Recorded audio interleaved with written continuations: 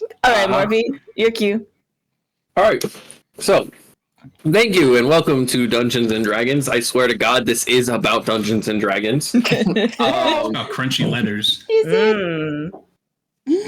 Yes, it is. Anyway, last time on As Above, So Below, our players not only got into the Underdark, but arrived at Dara-Kivan, arriving on this sixth layer known as Ehis, also known as Nothing. Each layer is technically named after the predominant group that lives there, as kobolds, while being creative, also just really like being able to say that that guy is lower than me. Or in this case, higher. You guys have arrived at the area. Do you see where it says OUD? On the yeah. The bottom. Wait, is it the top right or the bottom left? Top right, I think.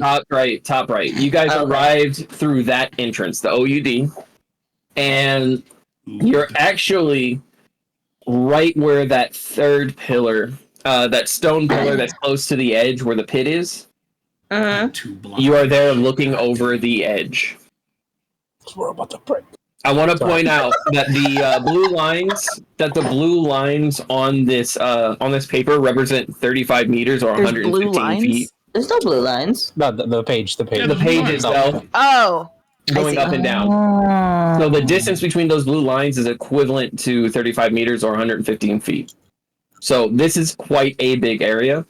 You guys are actually able to see into the pit, and you can just barely make out these odd stone-like pillars out in the distance because they're over 200 feet away.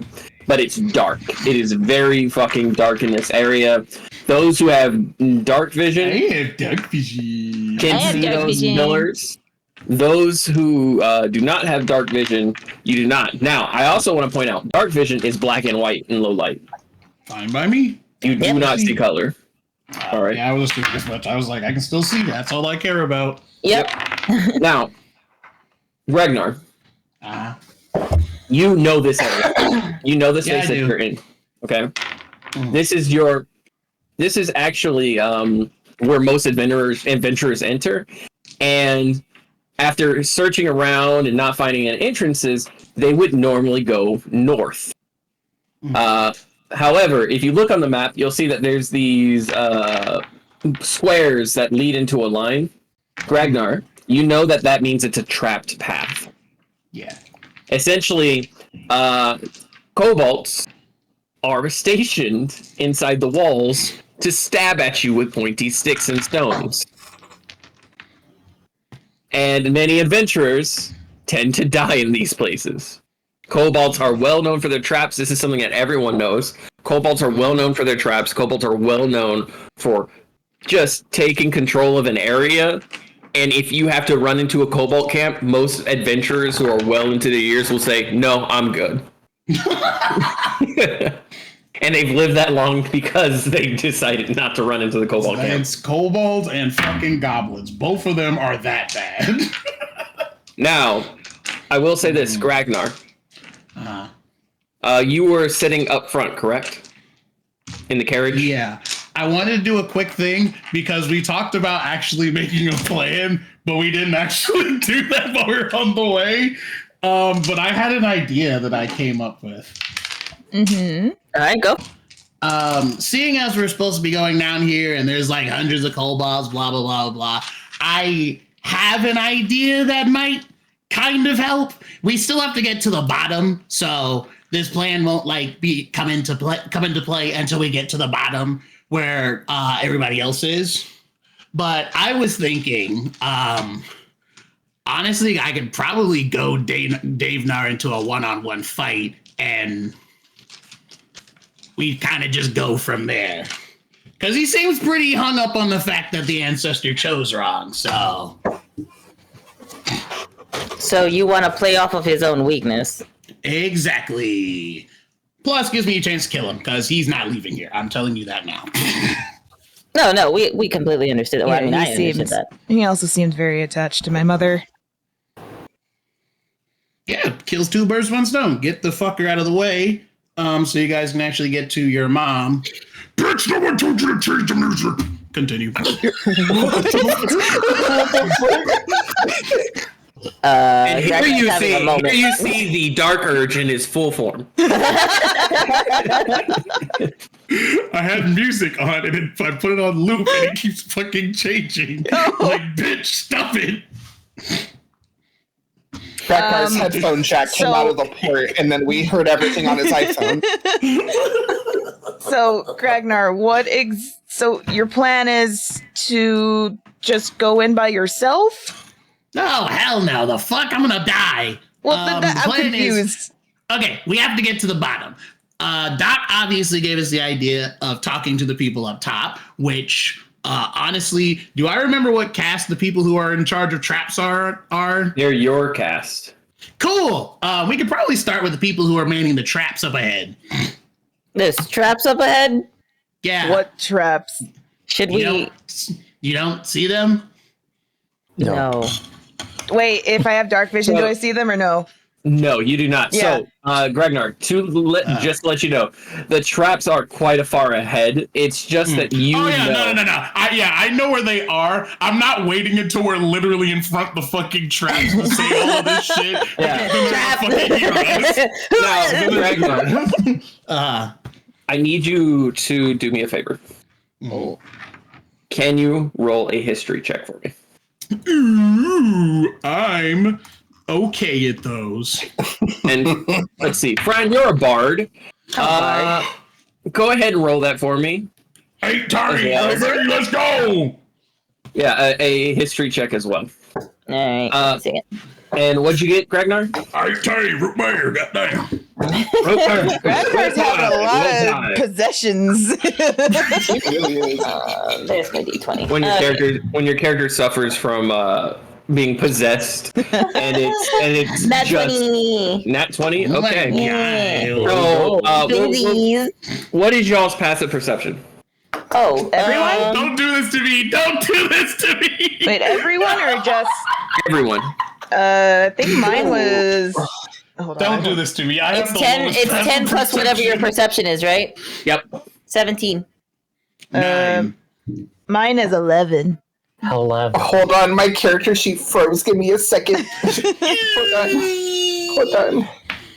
Yeah, I have the lowest passive perception in the group, easily. Okay, you I said think 9? mine's a- Yes, I have a 9. That is why I like to do lots of active checks, because my fucking passive is terrible. Come on, you stupid thing. I think it's like a 15 or 16, but Wow. Oh, there's a D. perception. Yes, mine is a 15. Okay. So everyone who got a 14 or higher. Mm. Okay. You noticed that there was a large stone door, and I mean pretty, almost like 100 to 120 feet wide, and it almost looks like it's a part of the wall. But again, that's why it's such a high notice. Gragnar, you got a 18 or 19? 18. Well, 18. Okay. So you kind of are looking around, and your history also tells you that there were other doorways to get around to where you might be able to skip all those traps and go straight to the main Cobalt living space. There's essentially 2 main living spaces, one of which is way bigger than the other. You can see them on the map. The south, there's a Cobalt living area. But the thing is that the means to get through that backspace has kind of been forgotten. It had something to do with the Cobalts worshipping dragons in the past, and they don't do it anymore. Thrawn, with your nat 20, you see that door, and you recognize one of the ancient symbols of the red dragon. Oh. So Fran's gonna pull out his book, his notebook. Mm-hmm. And it's the specifically one where whenever he was talking to Ragnar about like his ancestry and all that stuff, where he was taking notes and making like little drawings and stuff like that. And he stops on the one for the red dragon, and he looks up at it, and then down at the notebook, and then looks at Ragnar. Hey, is this significant? I rarely ever come down here, so this is not my forte, but this symbol is on that door.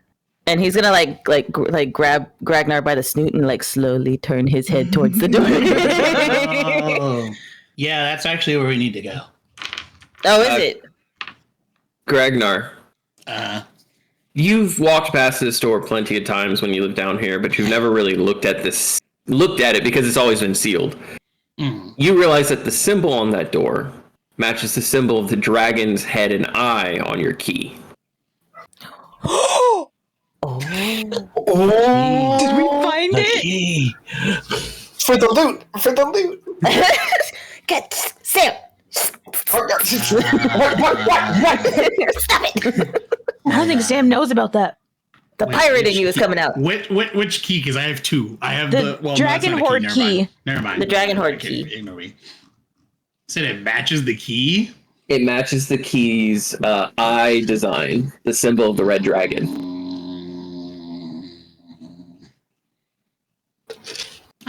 You know what? Let's stop here real quick.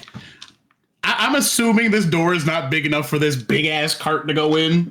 Yeah, it's over 100 feet wide. Oh, never mind. It's fine. Okay, cool. No, that's probably fine. Again, it's matching the symbols of the red dragon. You think he would fucking make a little? I'm just double checking. This place is. If we fold in the mirrors, I'm sure we can back it in. I'm gonna leave the front. What are we looking at? The big. Oh, can you see? Is it dark for you? All I see is black. Oh, He's dude, a I old am. man. And then Fran looks at him. I am so sorry. Hang on. I want to. I want to see. I want to see if there's anything I have that I can give him to make him see, or any spell that I could use. You can There are spells. Yes. Okay. I'm gonna use dancing lights. so that Luke can see a little bit better. We gotta be a little careful since last time some big crawly thing came out the woodworks last time. But once again, I already killed You kind the of biggest thing here. incinerated it. I think we're fine. It shouldn't have been fucking spooky. So can I try and like look around anywhere to see if there's anything that I notice? Just That for might be fun, interesting. can I also just like attach the dancing lights to Luke so they're just kind of like floating in a circle around him? Dancing Lights has a reach of 30 feet. Yeah. So as long as he's within 30 feet of you, we can say it's just passively hovering above his head. Yeah. Okay, Luke, stick beside me, and you'll be able to see. Cool. I'm gonna hop down off the cart and I guess go look for a fucking keyhole. Now, Seraphina, you said you wanted to also look around, see if you saw anything. Yes. Can you go ahead and give me an active investigation check? Investigation. Bloop. That is a 12. Okay. So with that, you are essentially looking around, and you do notice something. When the dancing lights is popped into the air, the DC for noticing this drops. So instead of you needing a 15, you needed a 10. Essentially, you spot behind one of the big stone piles, a small snoot that sees you, and as soon as the light turns on, dodges behind it. I'm gonna kind of get a little closer. Hello? Who are you talking to, love? Do I recognize like what kind of snoot it was, or no? You just ever so casually saw what looked like a red snoot. I just saw like something red. Something red? It looked like a little snoot. Does that sound like scouts? That does sound like scouts. To Gragnar, that would sound like a kobold who's watching you. Mm-hmm. Ooh, I didn't think this far ahead. Where's Garum in all this? Garum is just coming out of the cart because of the fact that he was working on his arm. So he comes out of the cart. His arm is reattached. You guys have noticed that over the travel, he's constantly tinkering with it. Sometimes improving it, sometimes accidentally disproving it, making it worse.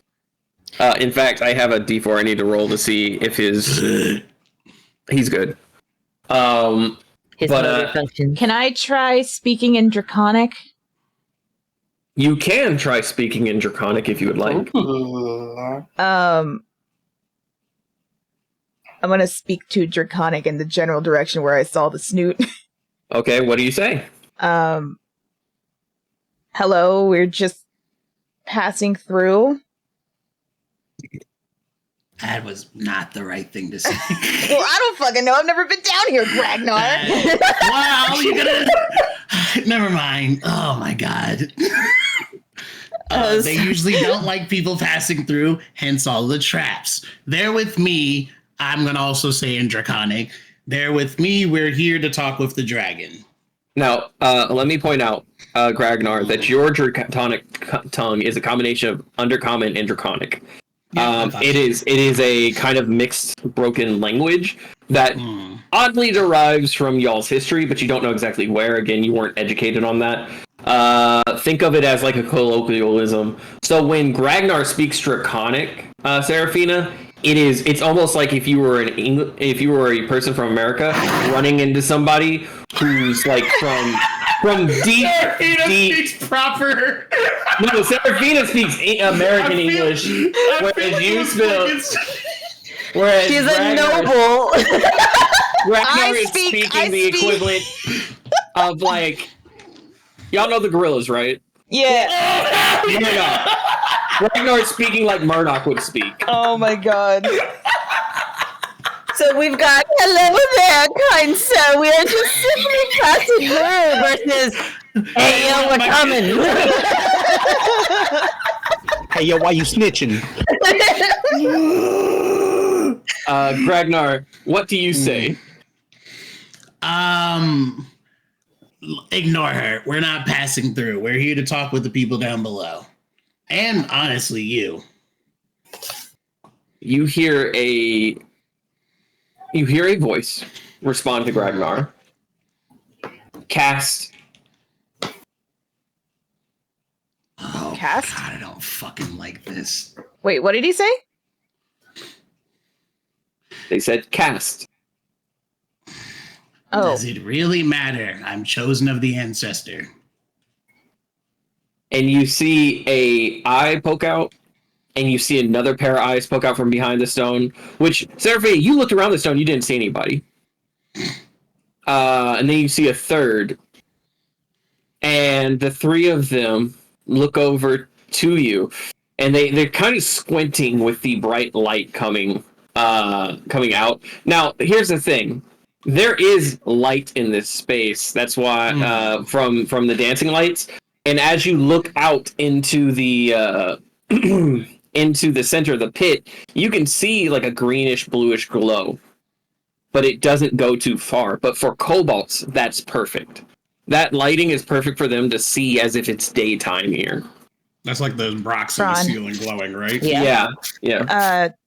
Can you turn off your dancing lights? I can, and he's going to Describe what's going on for me, please. He's gonna like grab Luke's arm. He's gonna be like, "I got you, buddy," and he's gonna drop the concentration on the spell and drop the dancing lights. Much appreciated. Mm-hmm. There's the same voice comes from one of the faces being shown. Cass. They're still asking for a cast. Mm-hmm. And again, this is your cast that's here on this floor. You know, the Ehis. Yeah, and I had to double check what mine was. I'm confused on what they're asking. Nobody's ever asked. No, mine isn't Ehis. I'm Shasti. You're Well, Shasti. actually, yeah. Oh, they're asking. Shosh, Yeah. Yeah, Shashti doesn't exist anymore, though. Yeah, that's right. Yeah, Y'all were technically the seventh cast. Fran would know this. He talked to Gragnar about it. Yeah. Nobody else has. No. So I'll say Shashti. and you'll see the other kobolds look around at each other and they start whispering to each other and almost chittering as they do so, which Gragnar, you know, is a form of like excitement. It's not one that you show. For you, like, you know, excitement was few and far between living here, but it's very obvious that these are young kobolds, probably 3 or 4 years old at most. Are they the same kobolds we rescued? They are not. No, those ones went to the Sandlands. Like That's right. Yeah, they went with Gragnar's siblings. That's right. Now, Yeah. one of them steps forward, the one that was speaking prior, and it is probably about half a foot shorter than you, Gragnar. Like, I want to point out, is this half a foot shorter than you when you are? I'm choosing to have a no bones day. By the way, choosing to have no bones. I am Okay, actively choosing. all right. And she walks up to you, and she you see that she has a plaque around her neck, and it says Ehist. And she walks up to you, and she almost sniffs you.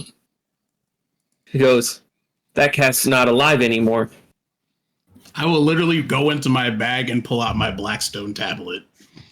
You pull it out, and she looks it over, and she looks at you, she looks at it, she looks at you, and she hands it back. "Why you come back? You save us now?" That's the plan. I don't know, since you guys are so young, if you had a chance to meet them, but a few of us that did survive are making our own city above ground. And I mean, if you're tired of dealing with the bullshit here like we are, you're welcome to come. And she just looks at you. It's not that she's not taking in what you're saying. She's just looking at you, almost blank-faced. Like she's trying to figure out whether to actually trust you or not. Because again, you've come here with Upworlders. Fran is gonna use message with Gragnar and be like, "Hey, I can't speak your language, but body language is something that I can read, and it doesn't look like they trust us yet. Is there anything that we could do, like a gesture showing of good faith?" Can I roll a? I mean, we're fucking kobolds. I'm pretty sure if you gave them something fucking shiny, they wouldn't turn that shit down. Bet. And Fran's gonna reach into his pouch. Hang on. Let me look at my bag and see what I have in it. Seraphina and Sam. I was gonna say, can I roll to see if I would know anything about kobold culture?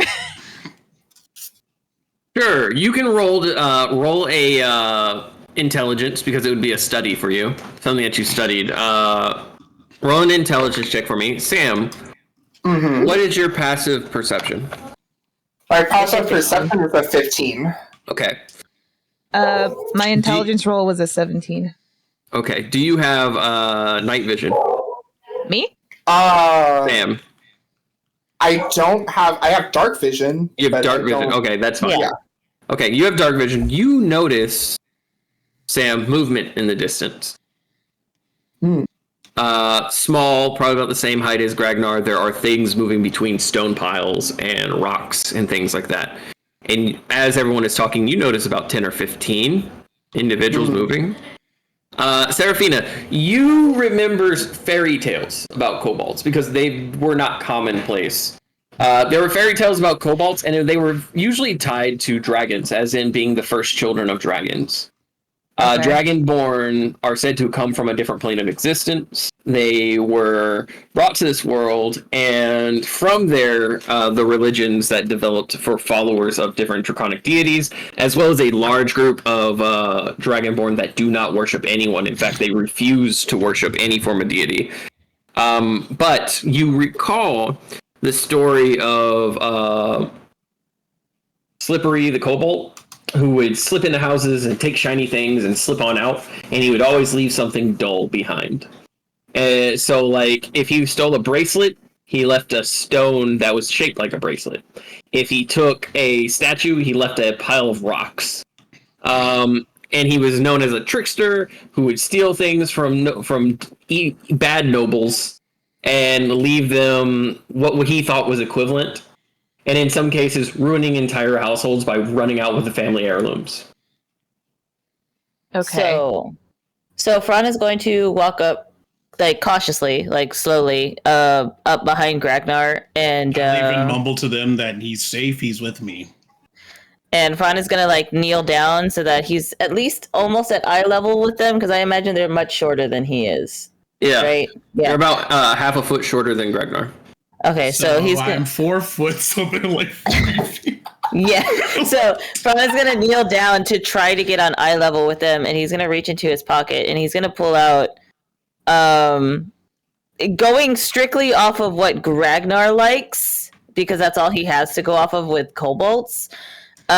He pulls out a bunch of, like, uncut stones, like amethysts and, like, other jewels and, like, shiny, like, plastic bracelets and, like, maybe a couple gold coins or two, and he's just gonna hold it out to them like a gift. And I'm gonna use dancing lights around my hand to make it look more shiny. But I'll at least try to Might explain. blind them. I'll at least try to explain. Well, Dim. I'll give him this. Dancing lights is slightly dimmer, if I remember, than light, since light Yes. is Correct. way fucking brighter. Yeah. I do Well, I was have gonna light, say- but I'm like, no, I'm just gonna. I'm only saying that because Morphe said that the dull green light is like daylight to them, whereas and he said that he was squinting because of the lights or something. Yeah, dancing light makes them squint a bit because it's so close to them. Okay. So as you show that bracelet, I'm gonna try and explain to them at the very least what's going on, so they don't just be like, "Oh shit, he's reaching in his pockets," and it starts. yeah. So the highest passive perception y'all have is 15, 16, right? A 17. My passive 17. is 17. Okay, so as you are holding this out, anyone who has a 15 or higher, you hear a crickety-rickety sound from your cart. Oh. And if you were to turn around, you'd see that 3 of your 4 wheels are gone. Sam! Look after Daisy! As you say, look after Daisy, even the dire wolves and Daisy turn around real quick and just now noticing. You catch one of the kobolds, like, holding the wheel, and it's bigger than them, and they're just, like, above their head, they're like... And they fucking dip. They just, like... They rolled 2 nat 20s on taking your tires Jesus! That's why no one noticed right off the bat. Even the dogs didn't notice. I was rolling, I was like, that's 2 nat 20s. That's an 18. Finally, a 15 on the dot, something that people can notice. And you'll see that the young red kobold in front of you snatches the bracelet and then runs behind the rocks. And at this point, you can audibly hear mumbling. Everyone? Everyone, you can audibly hear mumbling from around you. Again, Sean's gonna Gragnar, put the rest of the stuff back in his pocket. Yeah. Gragnar, you said chosen. You said you were one that chosen. And as you all look around, you can see the glowing eyes. Again, they're so far away that you can't quite see them, but you can see almost like how animals have glowing eyes because they reflect. You see dozens upon dozens of glowing kobold eyes. Luke should be able to see this because I do have dancing lights active right now. Yes. Luke, you can see this. And your OG adventurer because now your OG adventurer like senses are tingling. Like this could be good, this could be bad. I see you ordered the entire neighborhood. Can I get a vibe check? I'll reiterate what I said. As I said to the group in front of me, I'm literally acknowledging all the people around us. I am chosen of the ancestor, not whatever's down in the pit right now, but the Red Dragon has chosen me as his champion. I've come to free you guys, and we're making a town above ground if you would like to join. Everybody there will be equal, and the caste system will be abolished. Just as a flavor note, Fran's gonna put the dancing lights back on Luke.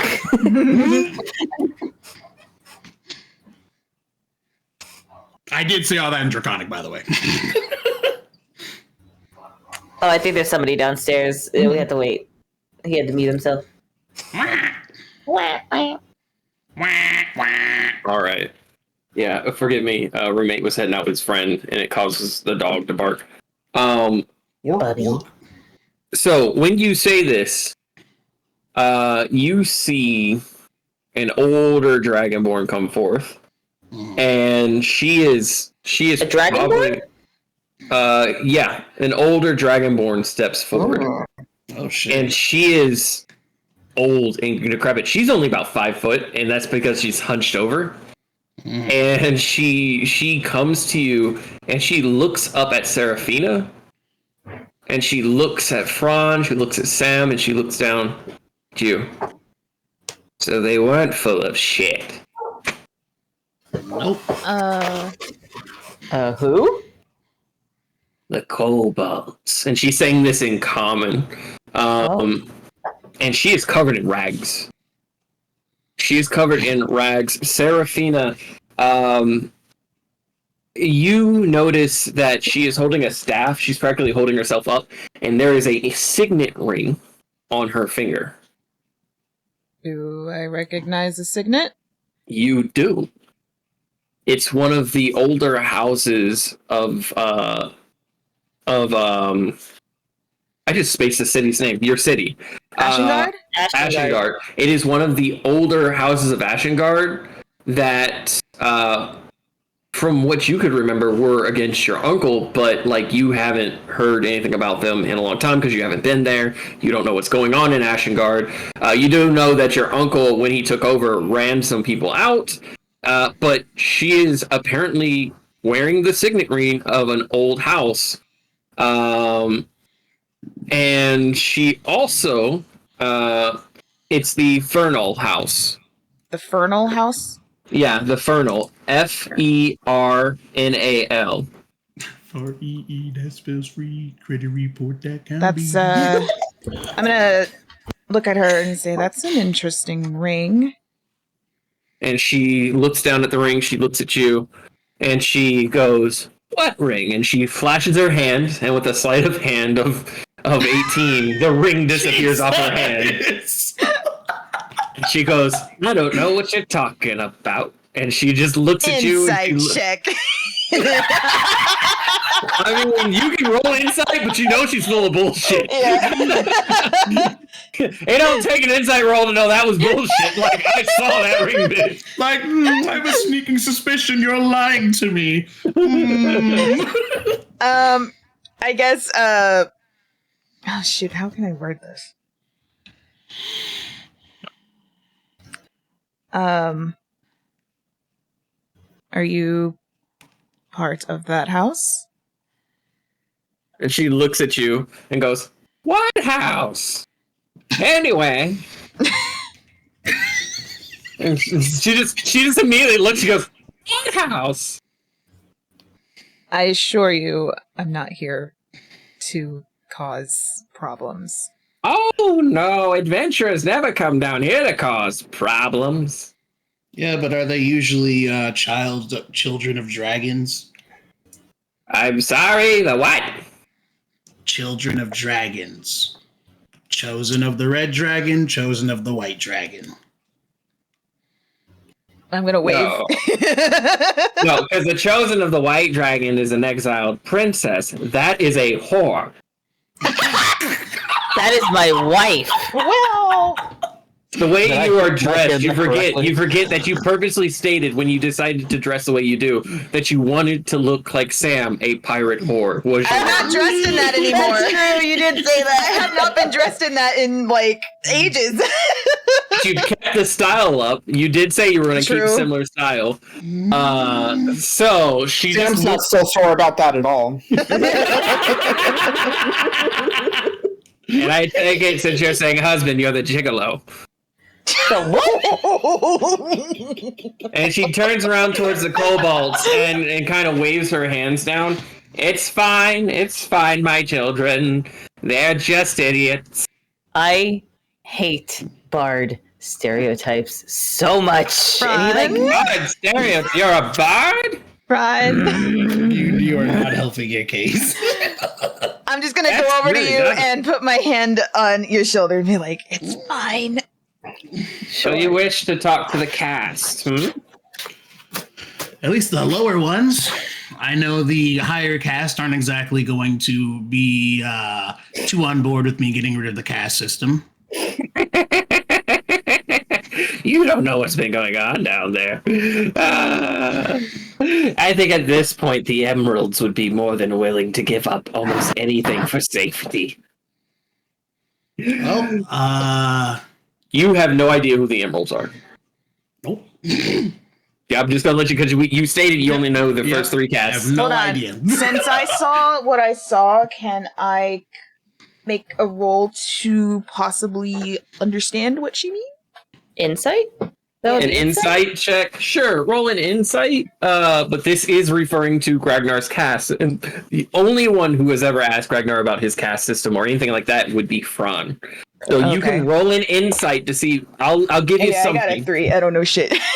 You rolled a 3. Yeah. Damn. Then can I possibly like? I'm not saying that I would be able to pull details or information, but can I try to put Details. context clues together Yes. to figure out what that is? Yeah, you could roll an insight, and we'll see how much of that you can put together. Can I roll it? It's just asking. Can I roll it with advantage since I spoke to Gragnar about it briefly, or just base roll? Just base roll, because it's not really something that would be in need of advantage. That is a 19 plus 7. Gragnar's talking Damn. about the lower group. You know that the lower groups are the richer, more powerful kobolds. She said something about the emeralds. You can assume that the emeralds are one of the top casts. Gragnar knows about his 3 casts. He doesn't know how many casts are above that, other than the fact that on average it was 6 or so. I'm gonna relay all of this information to Gragnar through message because we still have that link brought up. As like this is just speculation. I don't know anything about your people, and I wish I did know more. But this is all I can go off of from what I'm visually seeing. Can I also can I try to read her body language? Sure. What would that be? That would also be insight. That's a 15 plus 7. Okay. You look at her and she is hunched over, she's shaking, but you can tell that it's a bit of an act. Like her acting decrepit is most definitely a bit of an act. There is some truth to her being an older dragonborn. She's very obviously But in her like Weak and meek. yeah, she's not weak and meek. She's putting on the show of weak and meek. I relay that to Gragnar also and tell him to be careful. What color dragonborn is she? And can I roll an Arcana check to see if there's any magic fuckery going on? Yes, you can tell what color dragonborn she is. As for an Arcana check, you would have to use Detect Magic. Yeah, you would have to use- have that. So you can use Detect Magic to see if there's any magic going on. As for the type of dragonborn she is, she's green. Okay, less completely sus. Well, I mean, if we can get the emeralds on board with what I have doing, we'll see what happens, I guess. I have an idea. We'll see what happens. All right. Well, I would like to offer you a dinner but right now we've got mud pies, emphasis on the mud. So, if you would like, I could guide you through the northern tunnels into the Cobalt living space. Can we have our tires back first? Oh, took our yes. tires? Yes, the tires. And you see her wave her hands. And, When did they take our tires? And she I was goes assuming honey. somebody said something. That's why I said anything. Ron said something. He said Sam. Okay, Sam. But I said, why are you yelling at me? And I said, look after Daisy. And then you turn around and then there's the no wheels. Well, I thought everybody, what he said, that everybody I want to point out. would see. I want to point out that this is the equivalent. This is equivalent of bringing like a Mercedes-Benz into the ghetto. You just see stones underneath where the tires were. You put them on blocks. God damn it! They put them on blocks. and like while y'all were arguing, there's another Cobalt working the fourth wheel off, and he's just looking at you. Hey! Excuse me. Go on, shoot. He books it, and she goes, of course. Put the wheels back on, you dumb fucks. and you greedy bastards. You cunts. And the Cobalts go. If anything, they're resourceful. And then you see her snap her finger, and by casting thaumaturgy, her voice echoes. Oh, shit. Put them back on! And they go, and you see the Cobalts almost like Looney Tunes run really quickly and start putting it back on with this almost innate knowledge of how it works while they've only seen this cart once. But they put it back together, and you're starting. Some of y'all can almost see where Gregnar gets his intuitive nature with things, like why he wants to figure things out. And these Cobalts took your wheels off, completely silent, without ever notifying you guys, while also never have dealing with this particular cart before. Sure, they may have stolen wheels off other carts, but there's no way they would know exactly how this cart functions enough to, like, without sound, take all this shit off, put it on fucking bricks, and get gone. Like, Question. Yes. Did you say she threw the ring somewhere? She sleight of hand. She did 18. Yeah, she made it disappear. She went. Oh, okay. I was like, I was gonna go look for it if. And it wasn't anything fancy. She literally went, "What ring?" It's behind your ear. Wow. She uses. She walks up to Gragnar. I see that you must be the leader. We kind of have like a, council situation going on. Well, I'm sorry for your loss. Slugnir. And she holds out her hand to shake yours. Hold on. So it's Slugnir? Yeah. I wasn't expecting that, actually. Hold on. Let me write it down, but I will forget. her name is Slug. Slugnir. Slugnir. Despite being a Dragonborn, she has a Cobalt name.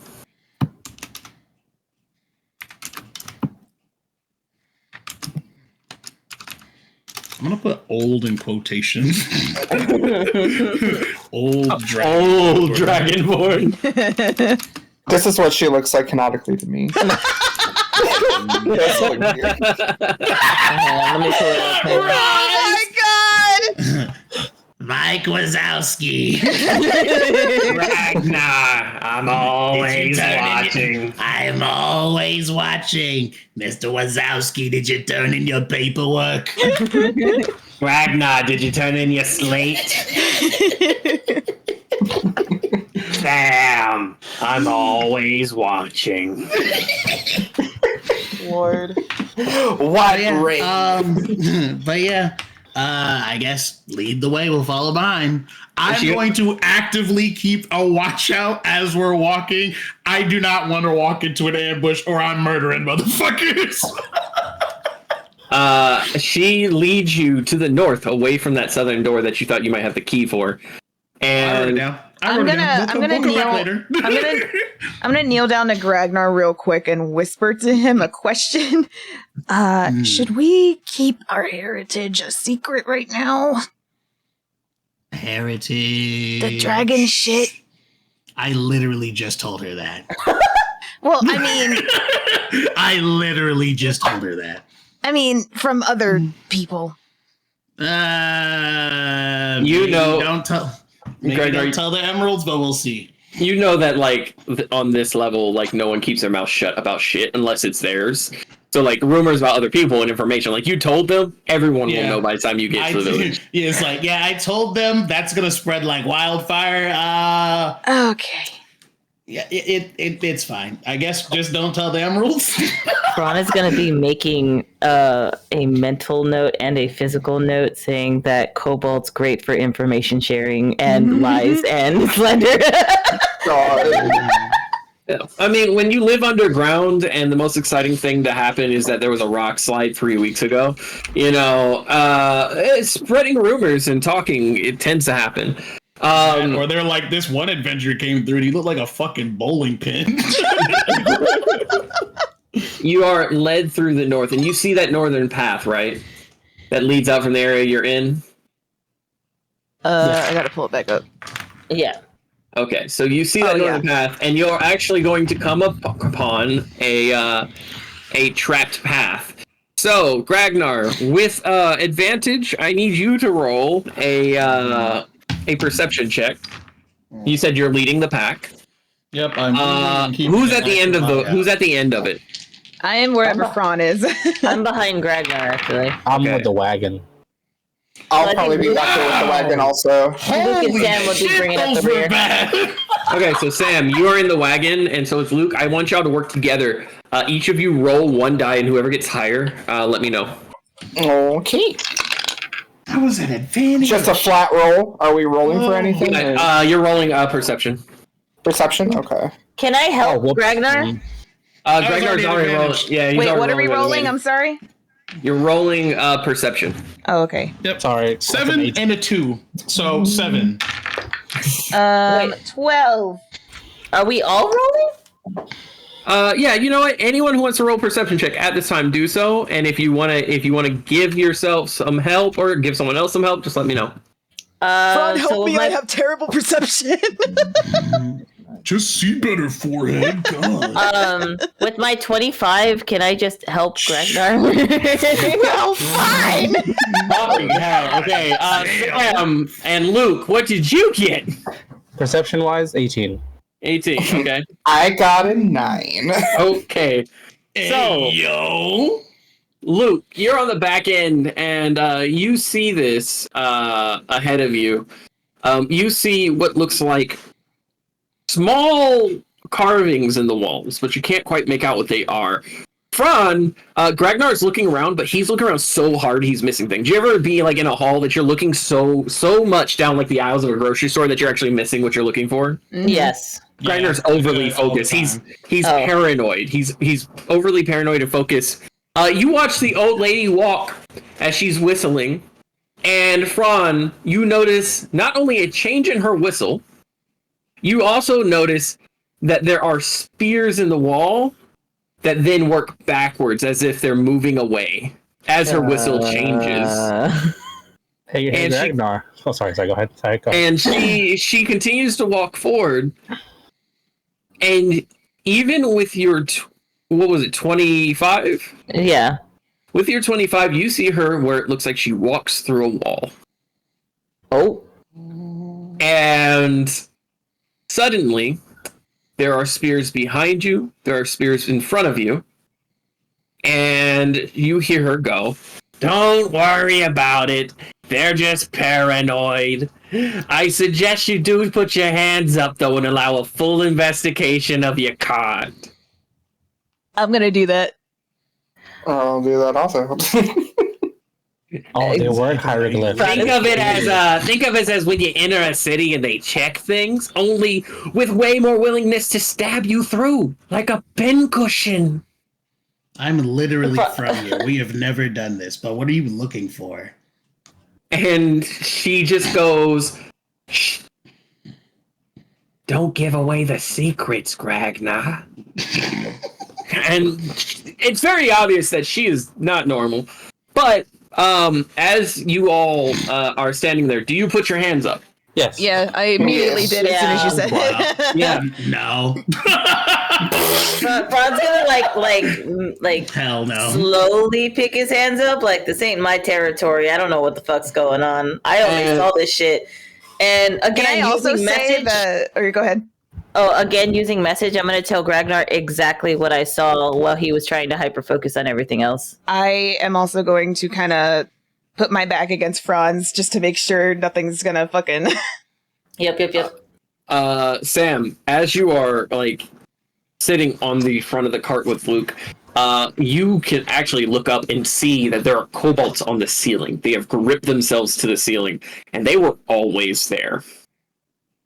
There's no movement from them. They're just looking at you, and you lock eyes with one of them, and they don't move. It's almost like a deer in headlights. Once you notice them, they freeze, as if they're going to blend back in, and they almost do. If it wasn't for the fact that you had caught eyesight with them, it would be almost like they disappeared into the stone above.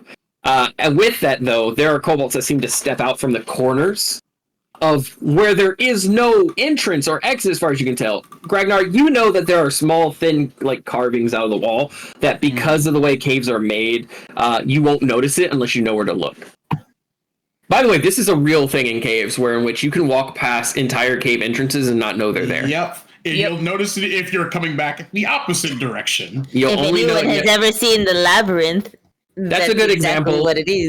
That's a good example of what happens. Illusions. Yeah, it's naturally occurring illusions, no magic necessary. And the kobolds are just coming out, and like 5 or 6 of them come out, and they have sticks and stones that they have carved into like jagged, like almost spears, but they're made out of stones and some wood. And they're all looking at you. Gragnar, like you said, you've never seen this before. They are way more organized than they used to be. And with that organization, you also see that there are kobolds that are kind of crawling around on all fours underneath the cart, looking around. And wheels. yeah. Oh, fuck. They're gonna find my fucking black powder. They're gonna find my black powder and think I'm gonna blow this bitch up. And they start going through the window. There's like 2 windows on this cart on the sides that are like panel windows that you close. They're not glass. They're they're open and wooden. And Actually, what brought that with me if we were on the ship? No, I think you left it on the ship. Yeah. Because it was in the cart for the longest time. I don't know if I would have taken it off or not. Odds or evens? Odds. It is on the cart. Oh. And I just rolled a d6, and odds or evens. But essentially, you see them crawling around, almost like bugs skittering across your cart. And they step in. One of them steps in front of the dire wolves, and like you see Toast, and he's like, "I'm trying to be still. I'm trying to be still. I'm trying to be still. I'm trying to be still." But he looks excited. He sees so much happening. He's so excited. And then they look over at Gragnir, and Gragnir like stares down at them. And I advise not to. I advise. Maybe do not search that one. You can search the cart. Almost instinctually step away as like Gragnir just stares down at them again. Like the sound of empty static could honestly be felt. And you see Daisy packs on them anyway. Yeah, you see Daisy sitting there and looking, and one of the kobolds goes and like pokes her leg, and she kicks him. Just sends him fucking flying back into the seating spot where Sam and Luke is, and he's out. And you see 2 more kobolds come by, and they grab him real quick, like, oh my god, get him! They're fucking crazy. And like you hear like in Draconic, you hear like broken language of like, fuck, oh my god. You think they'd know not to? Oh, no, Lesnar. It's like. You'd think they'd know not to fuck around with animals they don't know about. Yeah, in their defense, there's not a lot of animals down here. Curiosity above all else. At this time, they actually open the back doors to the carriage, and they swing them open, and like 3 more go in, and you can hear them rummaging through. It sounds like a fucking mess, I but expect to have my things still there. and standing beside you, almost coming out from the wall again, is Slugnir.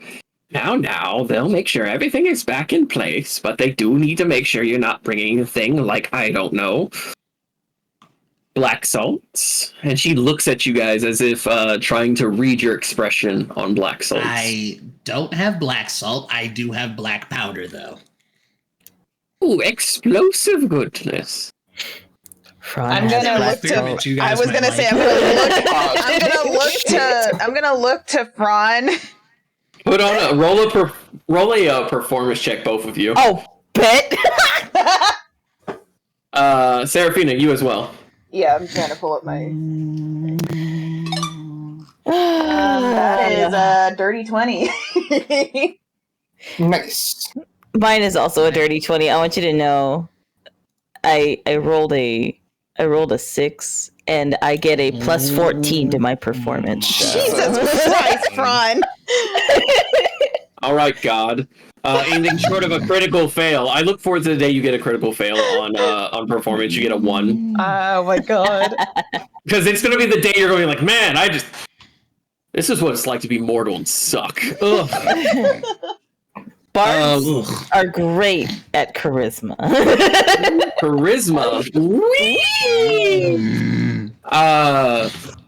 As you all are kind of standing there, Sam, you have the little slide door that you can look back. You can choose to look back if you like to. Luke as well. I was just wondering because I got my shit back there too. Yeah, I want you to know Garum is in there as well. So you turn around and you see Garum standing in there with his hands up, and he's locking eyes with you like, I'm so done with this shit. As the kobolds are literally just 2 of them just running around, flipping shit around, and then like putting it right back where it's supposed to be. So it's almost insane to look at someone tear something apart and put it back together so quickly. But these are the most hyper coffee driven / ADHD driven kobolds you've ever seen, because they are just fucking booking it. And then a third one sticks his head out of one of the overhead storage spaces. Nothing here. The other one goes, nothing here. And the other one goes, nothing here. And the 3 of them kind of all pop out. And then they turn around and they go, we found the black powder. We found the black powder. And the one that's talking like that is actually the fastest of the 3. He's up on top of it and he steps on it. And then he goes, sticky stick. And one pulls out a metal bar. And he goes, and he pops the top off of it. And he looks down at it, and he sticks his finger in and go.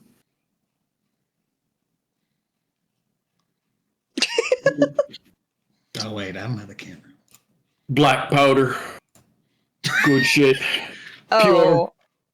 Oh. Good for boom boom. Oh.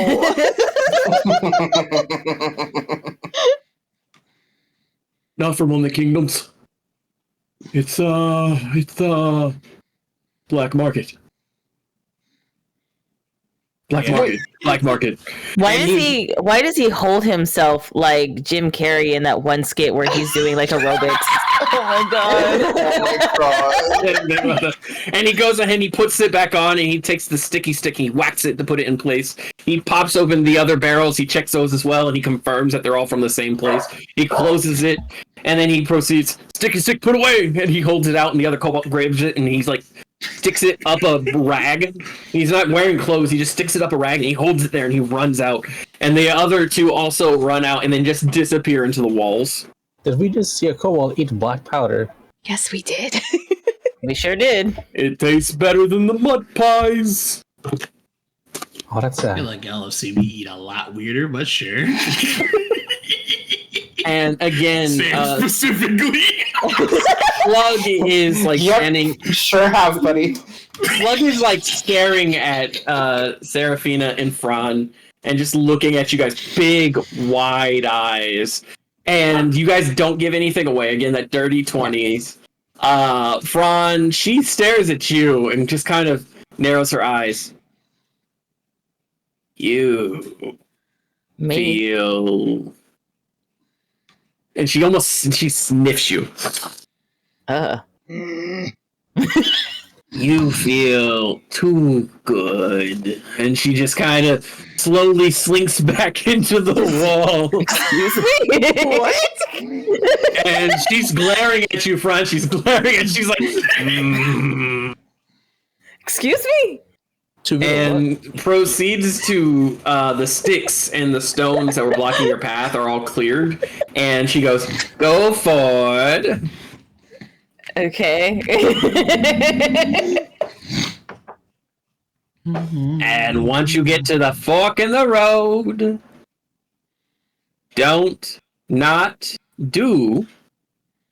go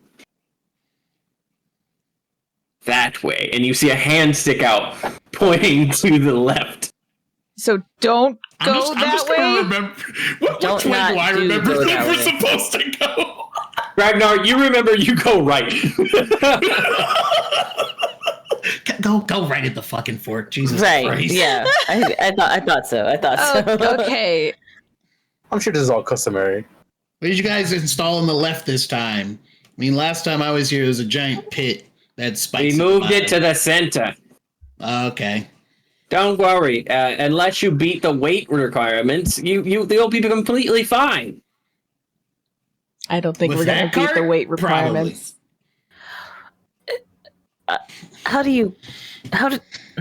Gregor? Just stay close to the right side. Stay close to the right side. Right. Of the No, wall. but I have a question. How do you move a pit from one place to another? I mean, some of us down here have magic. Also, dedication. That's They took the pit and they pushed it somewhere. That is exactly. a hole in Some the of us ground. have You can't magic, just- and other. Yeah, you can. You fill the hole in really good, and then you make another hole. So it's not the same pit. You just made a new pit. No. We moved it. I was like puzzled for a second there, and he's like, "Okay, Just go with it. Just go with it, Fran. It's more of the concept of the hole, maybe just the same concept of a hole, except in a different place. sure." And Stay as close to the right wall, and then we're going right at the fork. as you guys Maybe- proceed... Oh, what's up, Sam? Oh, nothing. I was just gonna say, like, maybe the pit is just the friends we made along the way. Sure, Fran. Or Sam. Sam, you are with Luke. Luke, the two of you are driving the cart. You notice that it does get narrow in this space, but the cart can still fit. It's still wide enough for about 2 or 3 people Oh, this is gonna be to tight. walk side by side, but it is extremely tight. Give me a animal handling Oh, shit. for guiding through, Luke. +1, let's go. Hell yeah! Oh yeah, 2. So you now won? No. Yeah. Oh, no. Can I help him? Wait, can I help him to like take the reins from him? You can either take the reins from him or help him. He's the only one who can drive this cart without a disadvantage. Oh, other than that's Fran. true. I have proficiency. Oh, Yeah. Okay. You're proficient. I'll help him. Okay. Help him. So roll with advantage, Luke. So roll one more time. Sweet. I hope you don't get another 14. net. Thank God. So what we'll say is the first roll was you like initially realizing because you bumped into the wall and there was a scrape of Oh, metal. boy. And you heard that shriek, like that irritating sound of metal shriek. Like, You're good. You're good. You're good. Sorry, And he immediately corrects himself. Now, I will say it's supposed to be a 15 to pass this area, so you are still bumping into things, but it is not nearly as bad as it could be. Sorry, it's been a while. You proceed to make it to the fork in the road. How do you decide to turn this corner? Hey, man. Okay. Drifted. All right. You know what? Roll a performance for drifting it. Oh, Damn, my I wish God. Where's the Tokyo drift music when I need it?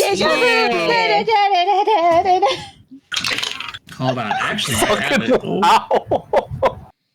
What? You did not. 20 count. Oh my god. Oh yeah. So you guys all know that this is coming. That the thing's going to be there. So you get off foot. Ragnar sits between Sam and Luke. The rest of you are in the cart because it's getting too tight to really function. And it's just kind of safer this way. And you start picking up speed because you start noticing that the path before you is getting wider and wider. And you can hear the call of Slug being like, faster, faster, you're gonna miss the turn, you're gonna miss the turn. Oh no. And, that sounds This is very much the fucking Willy Wonka scary. You actually notice that the voice is coming from slightly behind and above you, and as you look, you see her sitting on the cart quietly with her staff in her hand. And you know what? For shits and giggles, There's no earthly way of knowing which direction we are going. Willie Winnock. What? That, yeah. He put Willie Winnock. Hold on. Luke just keeps on driving. Yeah. I Oh have my god, seen that's this. right. You don't watch movies. No, I have No, seen she does it, not. but I did not know it was from this. Oh. Watch movies. Is it raining? Is it snowing? That's what she's saying? Yeah. Not a speck of light is showing, so the danger must be growing. God damn it. By the fires of hell. Wait, where did you put it? Prawn is Grandpa Joe right now. God damn it. The danger must be growing for the rowers. There's no one. And there's certainly not any sign. And Luke is just the Oompa Loompa in the front, rowing his heart out. We're all screaming. Stop! What the fuck is going And as you reach the end, the sheer amount of paranoia she's giving Luke, you're just picking up speed. You're like, oh my god, am I gonna miss it? Am I gonna miss it? And then you see the wall. Oh! It is not a fork in the road, it's a T shape. And you hold to turn, and in that last minute, you slide that turn. You watch as the trap gives out behind the back two wheels as they hit with spikes and visible corpses. Oh my god! Shit. Is at the bottom, and the cart catches itself just ever so quickly, taking that turn, and you hear her cackling.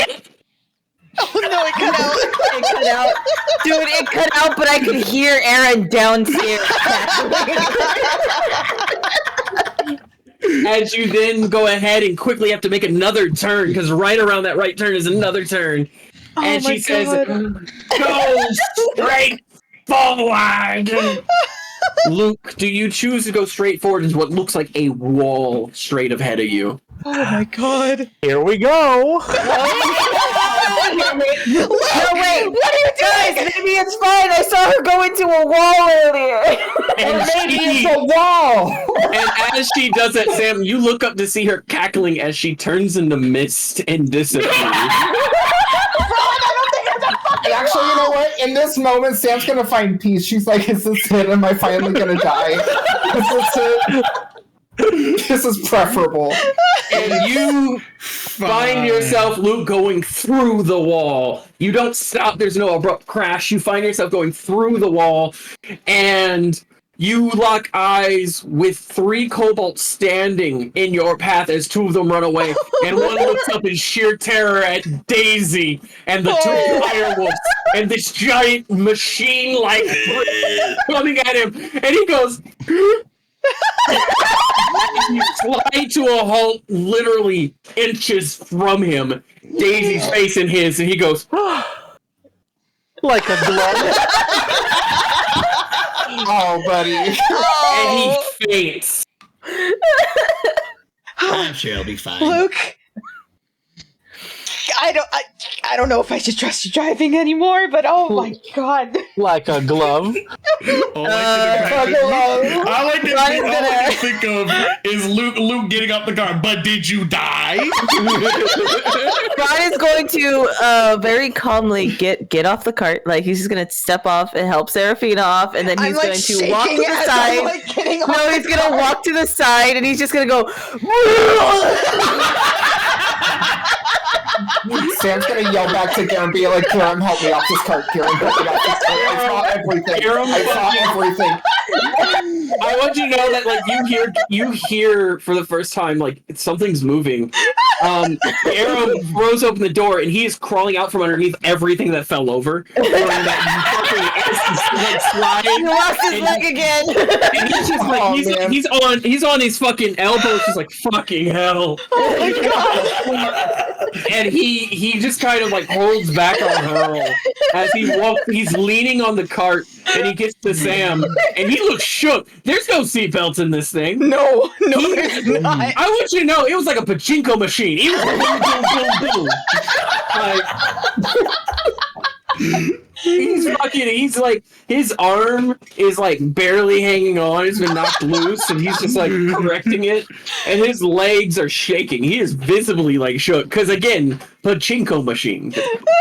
I would just hop off the cart like nothing happened. Whoa, that was fun. Fran is gonna walk over to Luke, like after like vomiting, and he's gonna walk over to Luke and like prestidigitation himself and be like, "Luke, can I see your certification to drive a cart really quick?" Luke, you do not have a certification to drive a cart. I told you that. I got it. Oh, Say again? One second. And Fran's gonna pull out a piece of paper. He's gonna write him an official certification for it. Can you sign here real quick? Just real quick. Sign here. Well, thank you. This is what it was like. And you're gonna sign it, and then like the second you sign it, Fran's gonna rip it in half and walk away. License revoked.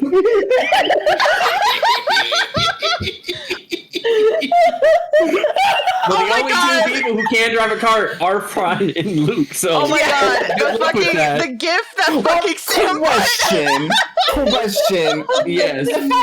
If I can drive a ship, I'm pretty sure I can handle a carriage. Oh yeah, because they're totally the same Two thing. different things. That's Those are two different things. Because they're totally the To same drive a thing. ship. There's a reason the book discerns the difference between land vehicles and sea vehicles. Yeah. If it makes you feel any better, Sam, Snack was good at land vehicles, not good at like sea ships. vehicles. Yeah. Sea vehicles. So That's you were the sea vehicle person. Snack was your driver.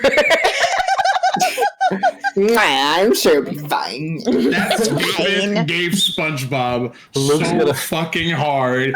You don't need a license to drive a sandwich.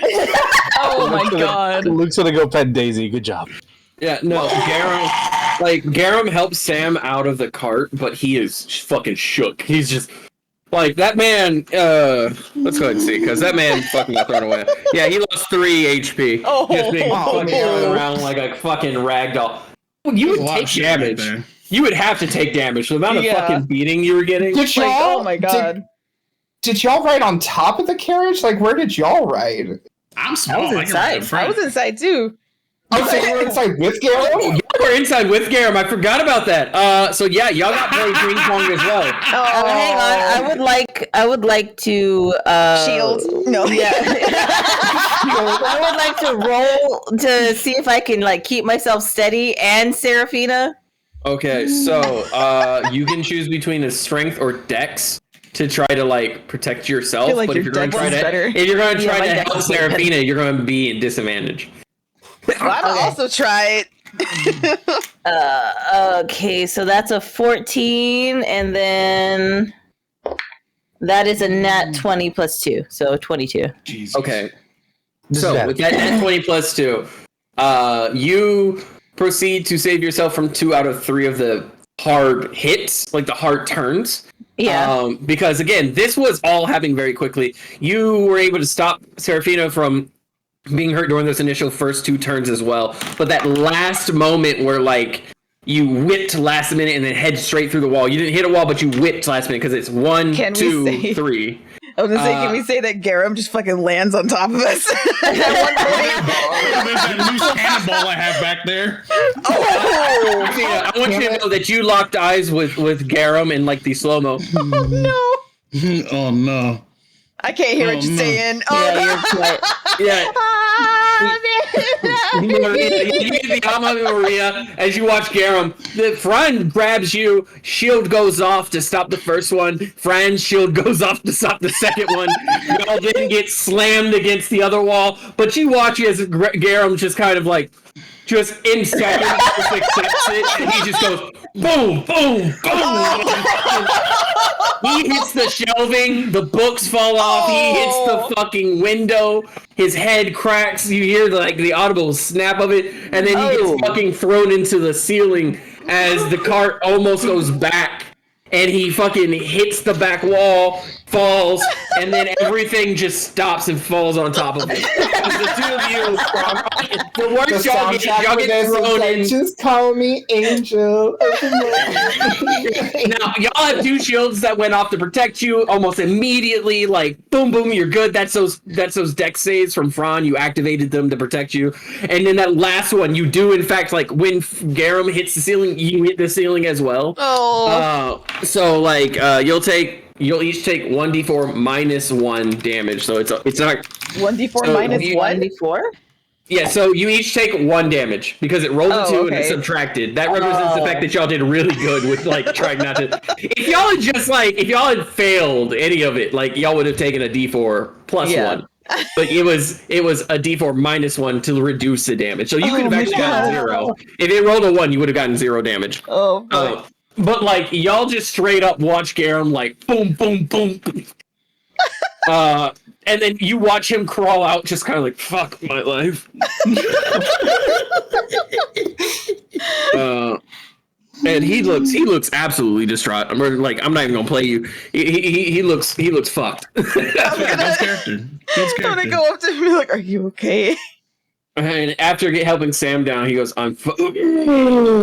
Okay. He finally lets it all out. Oh, baby. And that misty form reappears in front of you, and she's just going. That was great. Right? And she steps over the kobold who like passed out to walk around to you guys.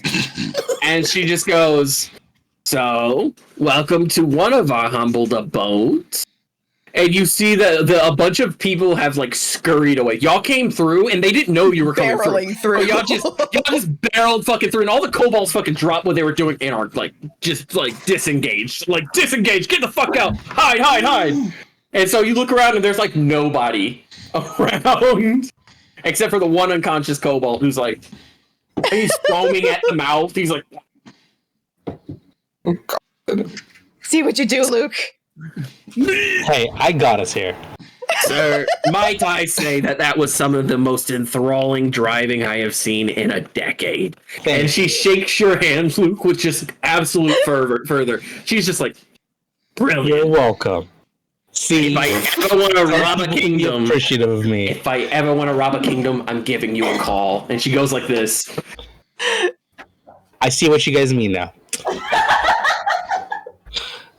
What do you mean? Nothing. Thank you. Thank you for the compliment. Anyway, you, the one who smells too good. And she says it with almost like disdain. Fraud, you. Yeah. And you help me move the kobold out of the way. He's kind of foaming. And you can just picture a smash cut to the kobold. Damn. Sure. And grab his legs. Yeah, okay. And he grabs his legs. She grabs the arms and she starts swinging. Wait, hang on. Wait, hang on. Do you let go on 3 or do you hold on? No, I let go. You watch him get tossed about 10 feet as he just fucking ragdolls. Oh my god. And you watch like several you watch like a kobold come out from behind a stone and just grab him and just like Again, they're still trying to hide from you while also trying to save their companion. Yeah, that's pretty accurate, Luke. That's pretty accurate. I love that scene so much. I need to watch the anime it's from. Boshi is so much fun. Fucking good. It's so good. Boji is so like just relatable. So relatable. It's so fucking funny. I have the whole clip. I'm gonna just post it in there. But as you watch like this one kobold, who's half the size of the other one, by the way, so he's just barely pulling into it. Slug just kind of slaps her hands together like a good job, well done. So, what are you looking to do, Gragnar? Oh, great chosen one from the dragons! Ooh, don't do that. Oh, I'm sorry. Oh, beholden one. Oh, God. I am just Gragnar. I just kind of have to invoke that here for obvious reasons. Yes, the legends are true. You've come to save them. Only there's someone else claiming to be the chosen white. And they're lying. Yes, but that would also mean that the one you have here would have to be the princess. And she puts her hand on Sam's shoulder and almost like wipes away a tear comedically, and then goes, "That's funny because I remember the little princess. She was all about herself, very selfish, very loud at the age of like 5. Her uncle is an ass who killed everyone and took over. So, like, if she's here with you, I almost have to, on an opportunity, threaten her life." Yeah, well, she's still pretty loud. Wait, why would you have to threaten her life? Oh, damn. Wait, threaten Oh, what? I don't know. I'm just Maybe sitting. because I'm literally sitting there here with Cobalt, and I have been since her uncle took over, and because she ran off, which you said that you're the Child of the White Dragon's husband, which means she probably ran off to be with you. You putting two and As two cool together as now? that would be. That's a sore subject. I'm not That's gonna a get sore that subject. one. Explain to me why I'll I let her shouldn't explain it. just, I don't know, wish upon a shooting star and have a fucking avalanche crush us all here. Hmm. Who is she talking to right now? All of you. us. Yeah, she's talking to all of you. She's starting to rant, but she's talking to all of you. I'm literally sitting there, just kind of trying to hold my tongue. We're actually trying to help. That's why. Like I said, we have a city above ground that the remaining people of Shashti are setting up. So If what? you You get remember Gramnar, he was one of the last ones to help us get out. and you see her tongue click for a second when you mention Gramnar. Mm-hmm. And she proceeds to turn around. Fine. You're saying you're one of his kids. Yep.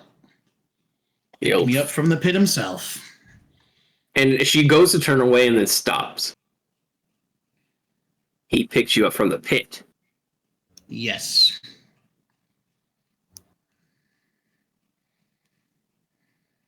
Do you have a golden statue with you? Reach into the bag. Boop.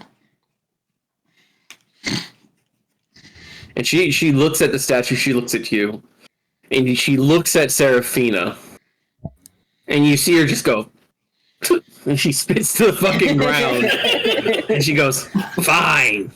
Like I said, we're here to help. Get the elders. And you see some kobolds stick their like snoots out almost directly up because they can't quite see over the rock. It's like get the fucking elders or else I'm turning you all into fucking pomegranates. And they all just go, we don't know what pomegranate is, but we don't want to be that. You could use more of those. I like the idea of their snoots sticking out and they just look like a bunch of little daisies. Oh, you want to know what greatly influences my perception of kobolds right now? What? My card game that I'm working on. Oh. It's so cute. And like they're death traps. Yeah, cobalt death traps are built different. Why do they look like little gators? That's because that's how I'm making them look in my game. Damn, mama gator got in the house. God damn. Go back. Gator's in the house. Give me that shovel. Give me that shovel. Hit him, mama, hit him. Hit him, mama, get him. I want y'all to know that like I have a goblin cobalt looter who he's just running away. It's Gragnar. Potatoes. But yeah, no, I designed it. I'll have to post pictures of it later, but I designed it to tell an overarching story. So each one of those is actually a step towards like what's happening in the Underdark. But essentially, you guys watch as like a bunch of kobolds come out of nowhere. They just come out of like these areas that they shouldn't fit. They shouldn't be able to go, and they just start running around. And then finally, like, I'm gonna actually use message real quick and say to Fran, this is why I said it was good to plan, because this is what we were up against. I mean, I am 100% on your side here. I completely get it. I'm just putting it out there. I'm just putting the information out there. What you're trying to say is that it's everyone else's fault and not mine. I can agree with that. Again, this is all in message. Touch it. Yeah, I mean, this is what I meant when we needed the plan. This is this layer. This is one place. Right. Again, I was all for the planning part because I have no idea what to expect. I've only ever been down here with you guys, so I get it. Sam. Yeah. There's a kobold who appears behind you and tries to yank at your leg, your mechanical leg, but like almost falls on his face doing so. He rolled a 1. Oh my god. She's gonna look down at her and she's like, dude, what the fuck? And as you say that, goes and fucking falls back and rotates and like skitters on all fours away. Garum actually caught one like trying to sneak up on him, and he just fucking gives it a death glare, and it goes. Fucking, it just, you're walking down the hall, you see something you don't want to see, so you just 180. Yep. Like, that's exactly what that was. He was like, "Ooh, he sees me. Never mind." So these kobolds are very interested in you guys, but also trying to be very sneaky. Sometimes not in the smartest of ways. But after like a good 5 minutes, you see like 3 or 4 older kobolds walk up, and Gragnar, you recognize one of them. They were a kobold that your grandfather talked to on a regular and would actually bring your grandfather food. They lock eyes with you, and they give a slight nod. Okay. And they step up and they go in undercommon, because they're trying to in undercommon and like again that broken draconic, because again they don't know many languages. They basically go, "Hello, we are Elder, Eldar, Eldir, and Elday." So that's what they meant by the elders, huh? I am so glad I established this naming convention. Oh, Judge is dying. Oh shit! I keep snoring today. I'm so sorry.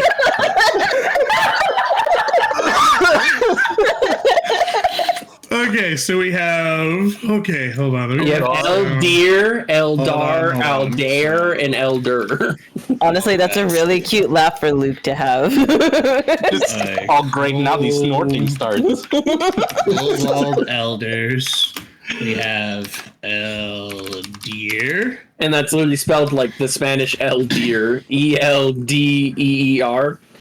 You have Eldar, and which is Eldar. Yeah, I was right. And then you have Eldair, which is Eldaar. Wait, they're all just spelled the same. And then Elder, which is Elder. It's like Ed, Edd, and Eddy. They're all spelled different. Yeah. Oh my god. The Elder Kobold. What was the last one? Elder. It's like Ed, Edd, and Eddy. Can I give a small kobold like some rations? Be like, here you go, buddy. You look over to a kobold that was going to take Garam's stuff, and he goes to turn around and walk away. He realizes he's right in front of you. He goes, I'd give them rations, but we know how I am about rations. Just eat all of them at once. So And he's the Sam's one gonna directly lean in front to, of you. Sam's gonna lean to Luke, be like, Luke, it's not like feeding the goddamn ducks. Like, calm It's down. not. I just wanted to help someone out. They just tried to steal my leg. You can most definitely give them food if you wish to. I will give a ration to one. Okay, you hold out the ration. They look at you. They look at it, buddy. and then they go, boom. And they take it and cook. You know, in a Underdark, I cannot see you kind of way. They're kind of cute. He's completely fucking blind. Cute. There's a green No, stone. he's got dancing lights on him. Yeah, he's dancing lights, and then there's the green stone in If the that's what you ceiling. want to call it. What do you mean by that? But the one that you recognize is El Deer. Nice. Recognize. Nice. But you recognize El Deer. And they proceed to step forward. And we are the elders of the kobold. And we shall be of use if you would I'm just gonna, real quick, I'm gonna have message up constantly translating to Franz so you can just relay to everybody else. Okay. Okay. Yeah, that's how I'll do that, just so we can have information spread. What do you want, Sonny? And he looks at Gragnar. Well, I'm sure you know me from my grandfather, Grabnar. I'm back. The outcast. Chosen of the Red Dragon. Yes. But what do you want? To help. And Eldir isn't speaking. This is Elder, who is being kind of rude and kind of snobbish. Despite being of the lowest possible caste after the last one was killed. And he just kind of looks at you and goes, well, we don't want no problems with the bottom, all right? Another one of the Dare, he steps forward and he just goes, and he kind of like puts his hand in Elder's face and just kind of like, shut the fuck up. Are you saying that you have a better position than this? Yes. The remaining members of Shasti have made a city above ground. And by remaining members, you mean what? 2 or 3? I believe it's about 8, but I haven't been there for a while. We did check in, and seems like things are going well. I mean, it's better than what's currently going on here. Once again, you don't have to come. I'm offering. And like the elders look at you, and finally Eldir speaks up. Remnar was a good friend of mine. You know this. Mm-hmm. He personally raised this young kobold. He came from the pit, survived the fall, and you hear a bunch of kobolds whispering about that, almost hauntingly so. Like being thrown in the pit is very obviously something that's like no one comes back from. So it would only make sense that someone who has defeated death not once, but twice 3 would be chosen. No. Twice. And Eldir looks at you with a smile on her face. First you defeated the fall, then you defeated the fake death. Oh, yeah. Wait, never mind. And with I'm not going to question it at this point. And with that, it would make only the greatest of sense that the great red dragon would choose such a strong warrior to represent them. And you have so many of the kobolds kind of coming out from hiding, and they're just kind of nodding. It would only make great sense that a warrior such as that could spit in the eye of the emerald. And then they finally start nodding, and they're like yes, and defeat the fake god down below. Is that not why you came here, Gragnar? That's the exact reason I'm here. Also to tell you about the new city. We will contemplate these things. And again, Eldir's scoffing. He's like, so what if he survived the pit? I'm sure not everyone who goes down there dies right away. I mean, you want to try it yourself? How dare you! I am an elder! And you watch as Slug steps forward. And I could make you something else if you would like. And Elder goes, and he just fucking backs up. And he hides behind the two other elders.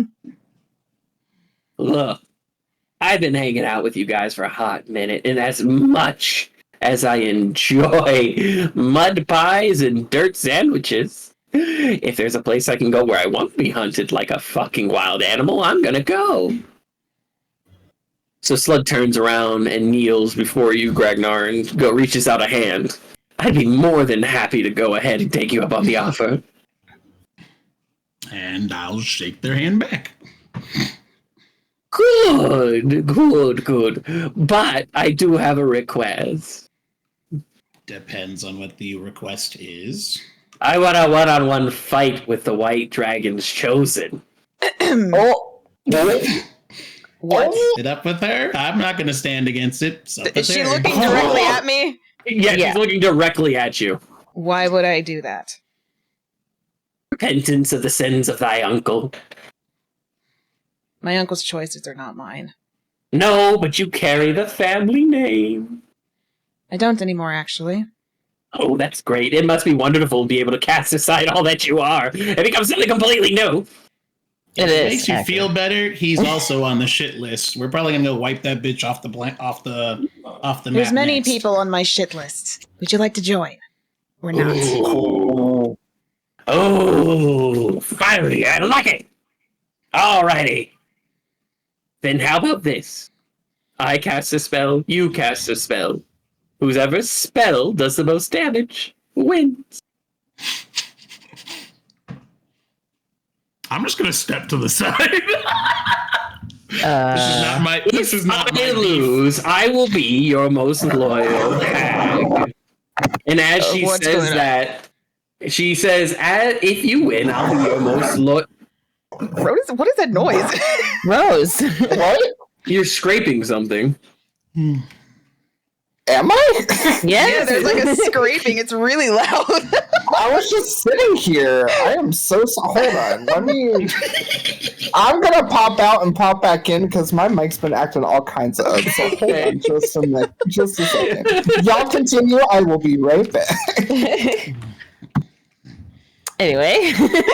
If you beat me, then I will be your most loyal hag. And as she says that, her green dragon skin begins to molt away.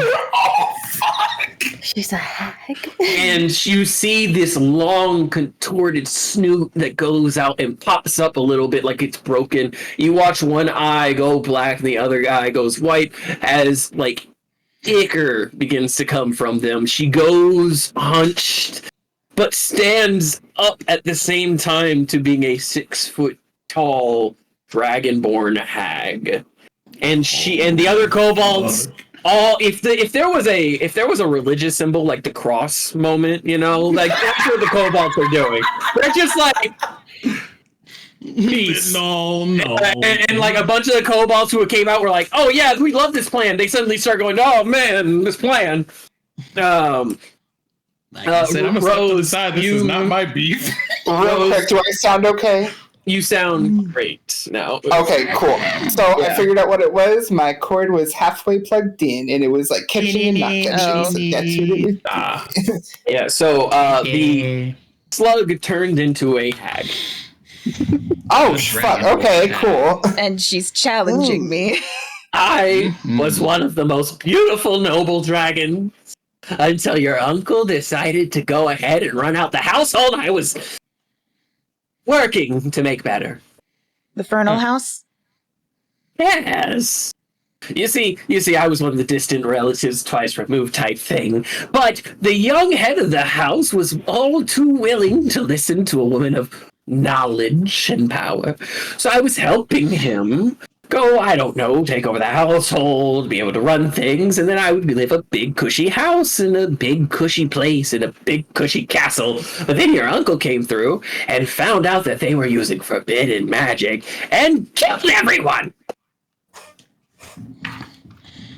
35 years of grooming and prepping and just trying to go ahead and make a household because he had such ambitions. And those ambitions fed me well. So you ran out. You didn't keep your end of being the princess, so you become the queen. So your uncle runs the place now, and suddenly you want to come back. May I ask why? Because I want to kill him. I like that.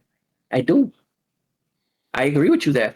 I'll help you. If you defeat me in one-on-one combat, and she strikes a pose. What can you provide? And as you say that, a staff appears in her hand. What can I provide? Do you not know your folklore, honey? Just because you're a hag doesn't make you useful. Hold on. Whoa. Oh, dearie me. I do think I failed to go ahead and pass the intimidation check with her. I think that maybe you need to know what good old Grandma Slug can do for you. Okay, cool. Man, you notice how I keep talking about things like Wish Upon a Star and all this other shit? I've noticed. Well, what if I were to say, and that signet ring she had pops up again, and she blows on it. What if I were to give you a ring of wishes? Just one. I use the other two. If you do me a favor. More favors. Of course. What is your offer? Combat. You, me, we duke it out. And if you win... Why should I trust that you're going to follow whatever these rules you're speculating are? Who here knows anything about Fae? Raise your hand, class. Fran's just like, me? Raise your hand so I can call on you. Okay. Do you raise your hand? Yeah, I raised my hand.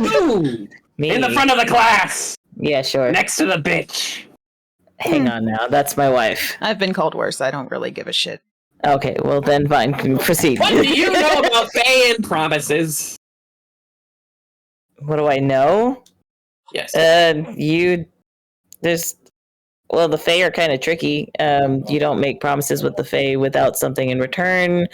If you do, make promises with them, it's kind of fishy, I'm gonna be honest.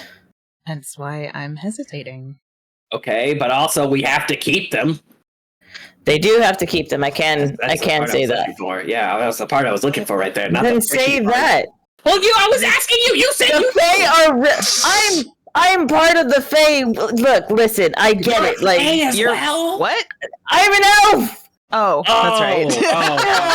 Oh my God! I'm your husband. I forgot that elves are part of Fae. Out of character.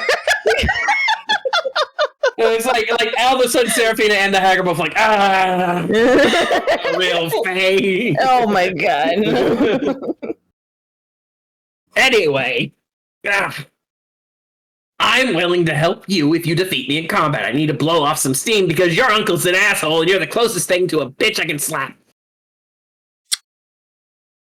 Fine. Fran's gonna walk over to Seraphina. I support your decision. Give her a kiss on the forehead. Bardic inspiration. And walk away. And she goes woo, and as you kiss on the forehead, you sneaky bastard. But I'm like, oh my God.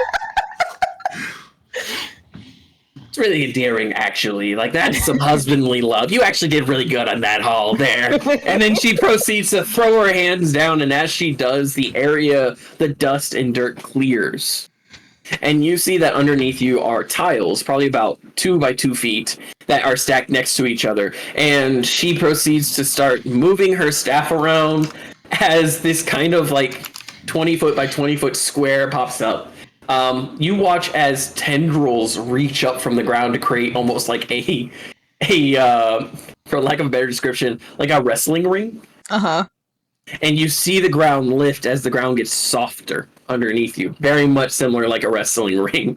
And the tendrils proceed to wrap around, create this 20 by 20 space. And she goes, now, how do you want to do this? You want to, no magic, all magic, how you want to do this? I thought it was one spell versus one spell. I thought it was one spell versus one spell. I also did hear that. Yeah, totally. Okay, and she proceeds to take her gown up over her head, and she tosses it to the side, and you see a bunch of like bottles and shit, and she just starts unwrapping the bottles from around her, putting them to the side. I don't mean to take the wind out of your sails, but we do got shit to do. I understand. We're all very busy here, but I've never had a chance to smack a princess before, and I'm not gonna pass it up. I'm also going to take my rapier and hand it to Fran. Fran is going to. Oh no, you're fine. I shot one, so you know you're valid. And I'm going to give my dagger to Fran. You'll take that too. And she's just like reaching into some like what looks like really muddy socks and pulling out secret scrolls and shit. It's the equivalent of the person who keeps putting daggers on a table. It's that fucking scene from Pirates with Elizabeth. Oh wait, she's giving me a run for my money. Seraphina, can you come here real quick? Huh? Seraphina, can you come here real quick? Why? There's a scroll behind your ear I gotta remove. Oh my god. And she walks up to you and pulls out a scroll from behind your ear and just kind of blows on it and disintegrates. And then she goes ahead and reaches around you and starts pulling shit out of fucking nowhere. This is not mine. How? They're mine, okay? They're mine. How did you put them in my... What? It's called pockets of space. Now, turn your head and cough. I can't. What? Turn your head and cough. Hey, hang on now. Hang on. Turn your head and cough. And you see a scroll drop from between her legs. Oh! My god! There we go. How long has that been there? That is not even mine. I feel so violated right now. All right, so I'm just gonna like lean over to Luke and be like, "Am I the only one that thinks this is a little precious?" And she rolls up her skin, cute, not her sleeve. She rolls up her skin to where you see just the meat on her arm. That makes my bones hurt. Question. Dentures, hold on. Yes. Do said spells have to cause damage? Yes. That was stipulation. Yeah, it has to do. Whichever spell does the most damage is the person who wins. Whichever spell does the most damage or KOs the person first. Can I get a good look at how, if I can tell how much HP she has? Roll an insight. She is a hag. You did accept a one-on-one combat with a hag, I want to point out. Shit, that's not it. You said insight? Yep. That is a 11. An 11. Okay. She probably has a lot. There's certainly a number, and it's above 10. Yeah. With my history, with my history buff, can I check to see if I know any lore on this specific type of hag? Yes, that's from Bardic knowledge. Hello. Okay. I know Bardic knowledge doesn't exist. I think it's dumb that it doesn't exist. 18? 18. That's more than enough. You've never seen a Dragonborn hag before. They're usually more like traditional, like elvish or fey, or they look like undead in some cases. But from your knowledge about hags, is they're fairly beefy. We're talking, if we were talking meta numbers, around 250, 300 HP easily. Right. and that they are beefy. Even with physical attacks, like it's hard to like chunk them. But you also recognize that they are Fey. They are weak to silver and iron. Okay. They are weak to magical attacks. What about holy water? Holy water would do it, especially. You also, Front, I'll say this. You recognize that this Fey seems to also have infernal like background. Again, being a dragonborn is not a common thing for a Fey. So Ron is going to use message to pass all of this information to Seraphina. Yeah, so holy water would be effective. Well, we did only say magic. All right. So, heads or tails? Think of holy magic then. Heads or tails? Heads. You go first. And she stands there and she just goes. And at this point, this is where you realize that she is butt-ass naked and she's just this old, like, the dragon scales are kind of drooping type, monster. She's like, there's rips and tears. You can see her rib through one space and she's just like, oh boy. Builds character. Builds character. Give me a sec. I'm looking at my spells. Give them 1/4. Come on! Do you not know your spells? I'm looking at my fucking spells. Can I? Oh my god! Pretty accurate, actually. Can I invite a kobold over to watch with us with a ration? What? Say that again. Can I invite one of the kobolds to watch with us with a ration? Like hold out a ration next to me. You can hold out a ration. Roll persuasion. You got this, Luke. 2. Persuasion. Oh lord. You hold it out, and the kobold that took the food from me before is like, I'm good. I got food. And other kobolds are like, we don't know you. You're the equivalent of the stranger with candy, all right? All right, I'll put it on the ground then. And they look at it, they look at you, and with that too, they're like, it's probably poisoned. And the one who just finished eating what you gave him go, what? He's like, I can't throw it out, guys. I can't throw it out. Just like, we'll remember you when we eat you. I don't want to die. I mean, I'll pick up the fucking ration. They're not gonna fucking. He's on his knees, arms in the air, like. I'm behind him, picked up the ration. It's like, damn. And he just falls. Yeah, like Ragnar eats it, and he's just laying there on the floor, like weeping, face down, like I'm gonna die. Something. By the way, you don't know what he's saying, Luke. You don't. No, I don't. Oh. Maybe he's grateful. He's just crying.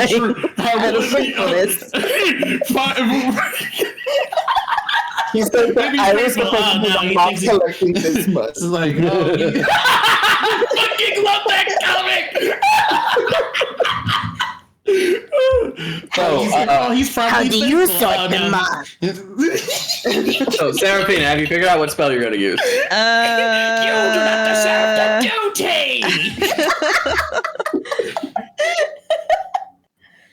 I don't have a lot of damaging spells as I thought. Imagine not having all the damaging spells. Just because we don't do combat a lot, so cough. Shield. I am going to cast Ray of Frost. Okay. And let's see, make a ranged spell attack against the target. On a hit, it makes 1d8 cold damage, and its speed is reduced by 10 feet until the start of your next turn. Oh. So I guess I just roll a d8? Yep.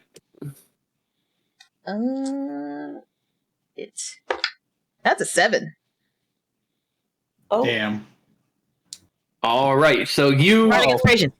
Bardic Inspiration. Oh, yeah, get Ed. Wait, so, okay, I'm confused. So, I'm trying to remember. Was it just one spell that we're doing, or are we doing it until one of us drops?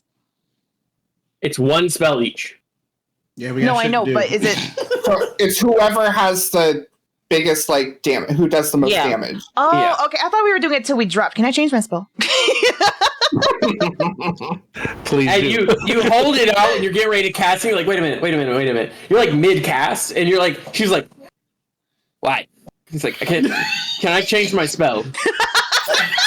What do you mean? You're already channeling... I haven't cast it yet. Fine. And she snaps your finger and your magic goes right back into your body. Like she forces it back into your body so it's not wasted. And she's just like, choose something out. Ice Storm. Can I actually, can I twin spell Ice Storm? You can, but it's still one cast. So yes. All right. Let's see. 20-foot radius, 40-foot cylinder. Each creature, blah blah blah. Dex saving throw. Creature takes 2d8 bludgeoning damage and 4d6 cold damage on a failed save, or half as much on a successful one. What? Question. Can I, does this spell look, vaguely familiar? Because I've seen her cast it before. Yeah. Yeah. Cool, I'm going to take a couple steps back. I would also like to take a couple steps back. I would also like to I know it use... has a radius on it. I would Take a also... couple steps back. Where are you guys going? I would also like to use my bardic inspiration. Okay. Yeah. So It's a D8, by the way. yeah, it's a D8, so you'll add Okay. a D8 to the So damage one of d8, one of them. 3d8 now, actually. Yeah. And then She needs 4d6. And she needs to make a dex save, but she was standing wailing to take the hat, so she auto fails both Okay. of them. 4d. Oh, I need to get more dice. Hold on. Why are you guys stepping back? Is there a splash? Just get back here, Yes. buddy. Come on. Yes. Just get back here, Japan's buddy. gonna grab Luke by the big arm and pull him backwards. Okay. Okay, so since I'm twin spelling it, do I need to roll twice for these? Yes. Okay, give me a sec. I'm pulling out more dice. Do it. More dice. Um. More clickety Okay, clack. let's see. Okay, it was 3d8 and then 4d6. Okay. Ugh, it's full of dice. Let's go. Okay, so bah! Woo! You show her, honey. Okay, so the bludgeoning damage, 7. Wait, hold on. Is this even an 8? Oh, this was not the right one. Fuck. Oh my god. I'm sorry. You have to reroll this. You're doing great, sweetie. Oh, that's another 8. Okay. Okay, 2 8, so 16 is the bludgeoning, and then 4d6 is a 6, 5, 5, 3. So I can't math. How do I? Okay, that's 9. Okay, yeah, 19, and then the 1d8 was a 4. So in total, 23. 24. Hold on, I'm using math. Hold on. 8 plus 8 plus 4 plus 6 plus 3 plus 5. I just picture her plus 5. standing there as it's slowly falling towards her. She's just like, yes. It's 39 damage. Good job. And I want you to know that equivalent of what's happening is she throws her I get to hair roll back. it twice because I did it twice.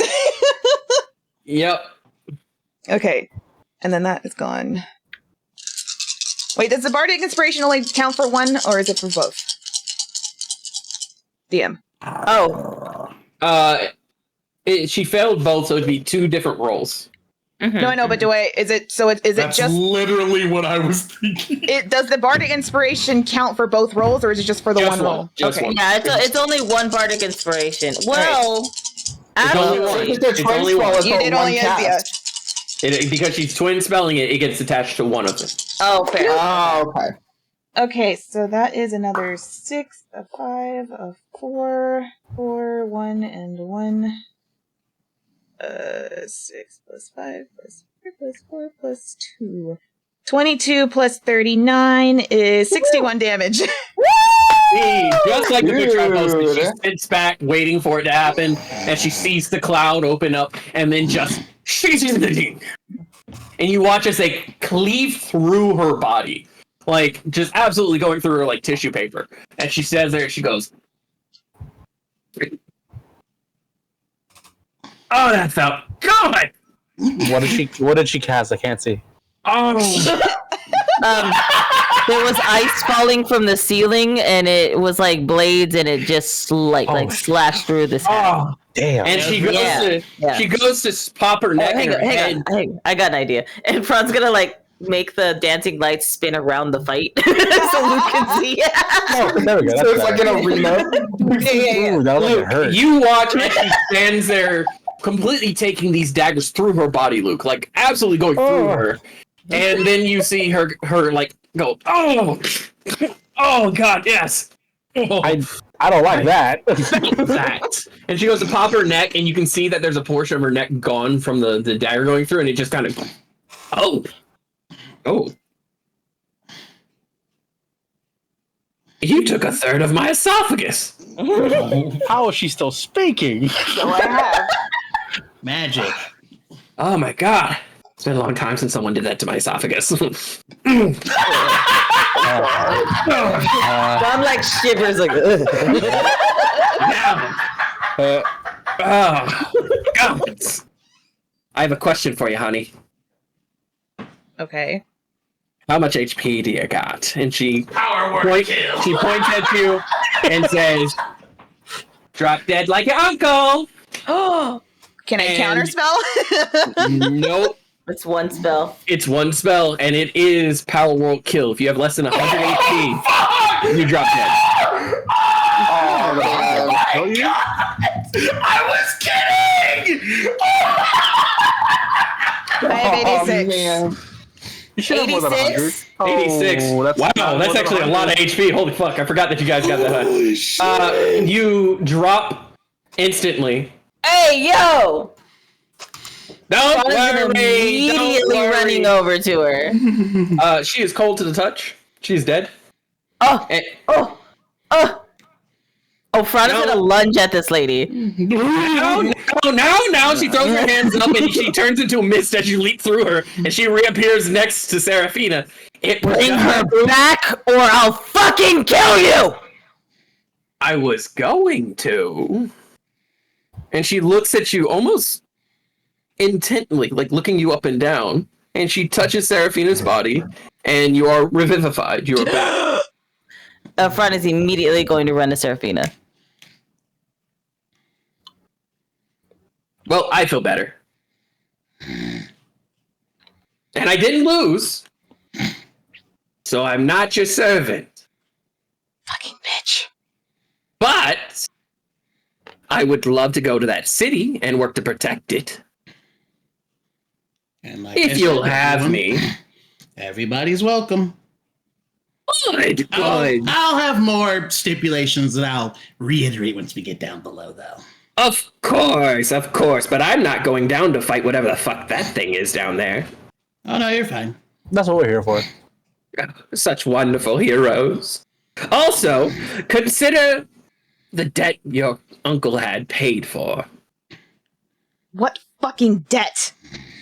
I'm a hag, honey. If you think your uncle got to where he was doing the good things, you're wrong. Then maybe you should take it out on him instead of somebody else. He promised me her. Maybe you should take it out on him. No, Fran. He did what? He promised me your firstborn. But then he tracked back on it, being an ass he is. And I decided it'd be simpler to kill you, resurrect you, and not have to deal with some godforsaken unholy child of the dragons. Excuse me? Look, sweetheart and princess, your uncle made a lot of deals to get where he is. I'm simply trying to say that the only way to get out of the deal was to die. So I did you a favor. Now, watch. And she holds up her hands as this contract appears, and you see that it slowly starts disintegrating. As it's disintegrating, Fran is going to commit that to memory, every single word of the contract. Roll a perception with advantage because you're used to doing shorthand notes, and this is legalese. It's all shorthand. You said perception? Yep, with advantage. With advantage? Okay. 21. Okay. You get about 90% of it down. A 30. You would need a 30 because it is a fake contract and it's pretty fucking insane how it's written to get a perfect rendition, but you get about 90, 85% of it down. I will ask for those cliff notes later when you get a chance. What I can tell you right now is that it did in fact promise the firstborn of my bloodline, basically saying that the next possible child born into that bloodline would have been given to this hag. So I was supposed to be given to her, or my firstborn? Your firstborn was supposed to be given to her. He was promised that the firstborn of the bloodline, basically the next person in that bloodline to have a child, would have lost their child to the Fae. And you, being the princess who would have technically led the family, and your family line pretty much being wiped out by your uncle at this point, would have just been your child. The minute your child would have been born, she would have showed up like Maleficent and just taken your kid. And that's no longer that is no longer valid because she killed you, which ended the contract and brought you back. He was going to use me to get rid of you, and after he betrayed me, I said, fuck the guy. So then why are you still trying to come after me? Because I need to kill you, and because I knew it'd fuck up his plans really good. What other plans? Well, if someone took your firstborn kid, wouldn't you be preoccupied with that? Plus, he really made it sound like he didn't want you to have a happy ending. No, he didn't. So yeah, there's that. Slug, nice to meet you. And Fran's gonna spit at her. Ooh.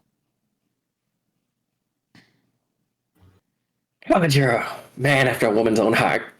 I'm not trying to shake your hand, and she's holding it to Seraphina. You're not going to help us, are you? I just did. Then leave. Fine by me. And she turns around and she grabs all of her stuff. And she's just like, heaves it up. And she looks at the elders. Treat them real nice now, or I'll fucking turn you into stone. And several of the elders just kind of go, ugh. And Eldir nods. Oh, also, Gragnar. Yeah. I look forward to seeing this new city. I mean, I can just send you there now. Just tell Sneak I sent you. Sneak, no, all right, yeah. Do you need to know where it is on the map, or you got it? No, I'll smell my way there. Aye. And she misty steps away. Eldir steps up and bows to you all. Hello. I welcome you to our camp. I apologize for the inconvenience, but she was really the only person keeping us safe until you arrived. We owe her greatly for looking out for us. Yeah, we don't exactly have a lot of spellcasters in the lower caste. No. Most are killed upon birth. Or for what I'm heard in some small instances, the higher caste take them, if I remember correctly. Yes, but mostly killed. They've changed how they're working on things now. Of course they did. This Seraphina, is it? And she says this in common. This is, again, Eldir. What? I do apologize again for the inconvenience. She's saying again what she said, but in common so that everyone can hear her. Slug was one of the few who would protect us here. So please forgive her. She is abrasive, but kind-hearted for a hag. Sentimental, even. I can tell you she's not in good spirits with me right now. I understand that, but and she almost looks like she's trying to like explain something, but she doesn't know the words. And she looks at Gragnar. Your grandfather was once her consort. Really? Yes, he stopped her from eating a baby cobalt. She thought it was hilarious. So she took him in for a few years, then gave him a place to hide here. The place you were raised. I don't remember meeting her. Well, I'm assuming I didn't. Oh no, she stopped visiting sometime after you were born. But I do wish to explain that, if you could, to her, please. I don't know Garmin very well. Oh, I can do that. I'll relay that information. Can you relay it again? 'Cause it's dead. Basically, this hag had helped Gragnar's grandfather actually find a place to live, and was a friend of his grandfather. Which is why when Gragnar brought up his Gramnar, she looked confused, upset, and simultaneously like, fuck, now I gotta help you. That's nice. Mm-hmm. Why do I care? And again, you see Eldir kind of tapping her fingers, her claws together, kind of worried. Let's go eat. Let's eat. Are you all hungry? Am I, after I just fucking died? I would say you're a little bit famished, yeah. Oh, peckish. Just a wee bit peckish. Also, what am I at HP? Did she just bring me back 1 HP, or am I just fully... You're full HP. Okay. You were revivified, right? Yeah, normally it's 1 HP, but she brought you back full HP. Okay. That was hag magic. They're hard, Margaret. Fucking it sounding bitch. I'll go down here, Georgie.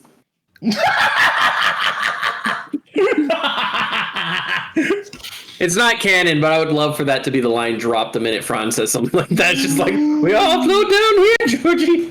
I would hate that, actually. When she just floats through the ceiling. Just no clips. T-poses. Fucking hag. I'm picturing the hag from Baldur's Gate T-posing through a wall. Just, oh no. Hello, Petal. I've come to assert dominance.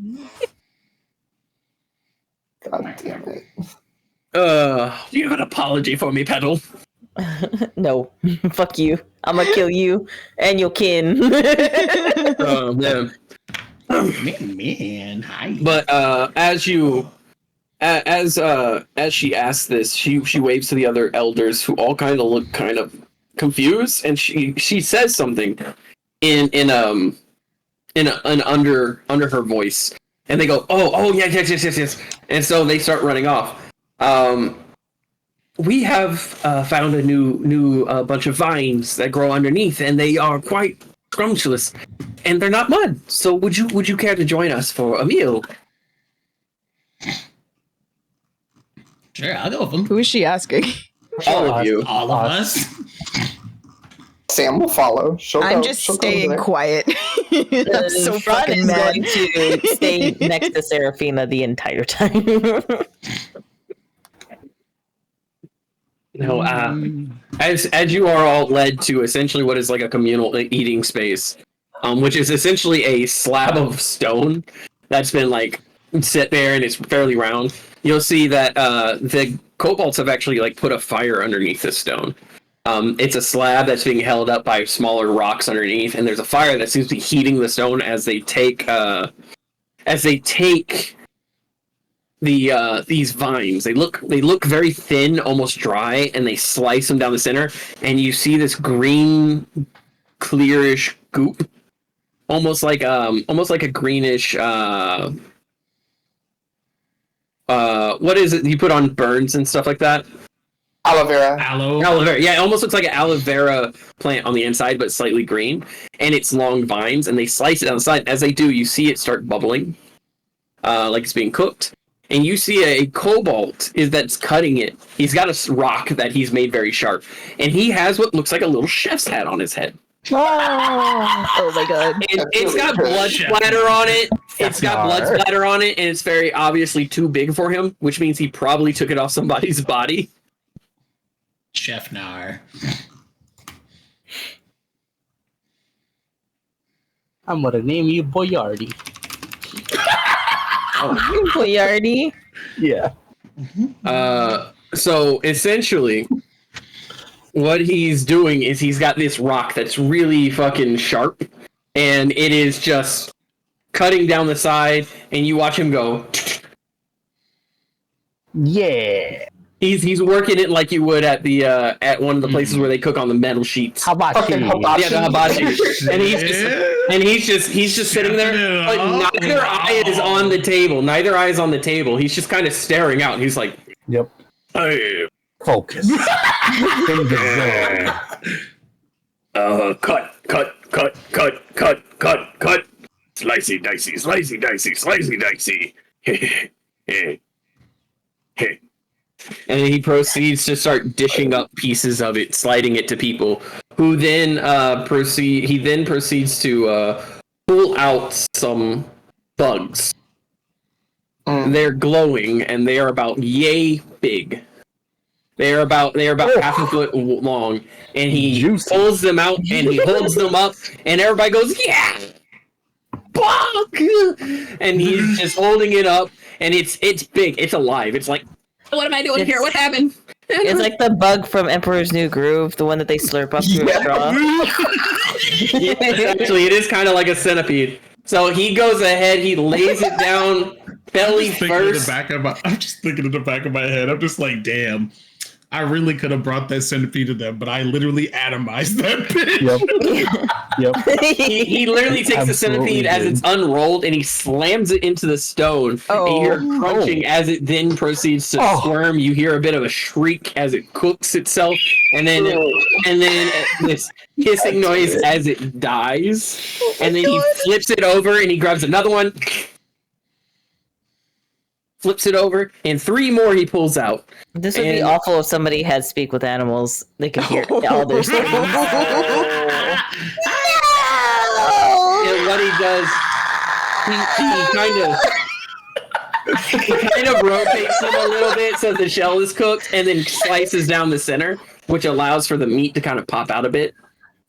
I have 3 kids. And he slides these 5 bugs over to you guys. The No, that's a family. Thank you. And then he pulls out a big beetle. Ooh. Oh. And he turns it upside down, slams it down, and it lets out like this. Can't hear it. Oh. Can't hear it. It's still not. It was like a low rumble. Still not. It keeps breaking me off. What the fuck? Yeah, every time you'd make it, it's just not. Nope. Shrieks. Okay, it shrieks. We got demon for this. Which is nothing because it's a bug. Like that? And as he slams it down, he actually physically get on top of it to hold it down on this thing because it's so big. Damn it. And you hear the bubbling, the cooking after about 5 minutes. He rotates it, he slices it twice down the center, and he pushes it to the center where the other kobolds are going into it. So you guys were given individual bugs, whereas the kobolds are sharing, and they're using that shit barely made it in front of Gragnar. I was gonna say Fran is digging in. I'm gonna be honest. It tastes like hesitant. It tastes like peanuts. It has a peanut-like flavor. The texture is more like fish meat, but it tastes like if you had seasoned fish with peanuts. Seraphina's still just kind of staring at it like. It's good. Trust me, guys. It's good. It's good. Can you do me a huge favor? I already finished. You want me to cut it up for you, Luke? No, can you turn the dancing lights off? Oh. He turns them off. Okay. It tastes pretty good. It's better if I don't see it. I'll even look down to the chef and be like, my compliments to the chef, and I will actually give him my 2 fucking daggers that I've just been holding on to that I don't fucking use. I'll just mage hand them down there to him. Oh my god. Wow. You watch as his eyes that were kind of staring off in 2 different directions, just like the pug from the movie with the family. Oh yeah, the Machines versus Mitchell. Yeah. Oh my god. Hang on, I got you. And he takes them and he goes, shing, shing, shing, shing, shing, They are shing, shing, shing. dangerously sharp because I have literally never used them. He proceeds to start dicing up food and things like that so much quicker, and you can hear the chop of it all. He's still going so quick. And he starts fucking being finessing about it. He's like, he's spinning around his fingers, He put some steak on it. He starts dicing, he flips it, he starts going. And he goes, and you see the other kobold start stepping back. And one of them looks at you, why would you give him a knife? There's a reason he works with stone. That's fine, builds character. And he jumps up on the table, bare feet on the on the fiery of the table, goes, ah! Oh my god. Like, this is the head off of a bug. And he's like, ah. Maybe you shouldn't have given him those. Fran is going to bardic inspiration him. Oh my god. Y'all watch it. This is not just a show. This is a fucking art form. This kobold absolutely, with that bardic inspiration, starts like fruit ninjing the fuck out of bugs and vines. The handful of fruits that they found. He's just fucking going and going. And by the time it's done, he's cooked up all the food. And the other kobolds look extremely worried as he just looks up to the air, jaw open. And he just fucking pockets them. He's like, I go hunt now. As he does that, Seraphina's gonna slowly take a bite of the bug as she's just watching him. It's good. Yeah, Fran is like, again, devouring it. It's like if you had fish and peanuts as a meal. Wait, is the shell eatable? You see the other kobolds eating the shell. I look at Ragnar.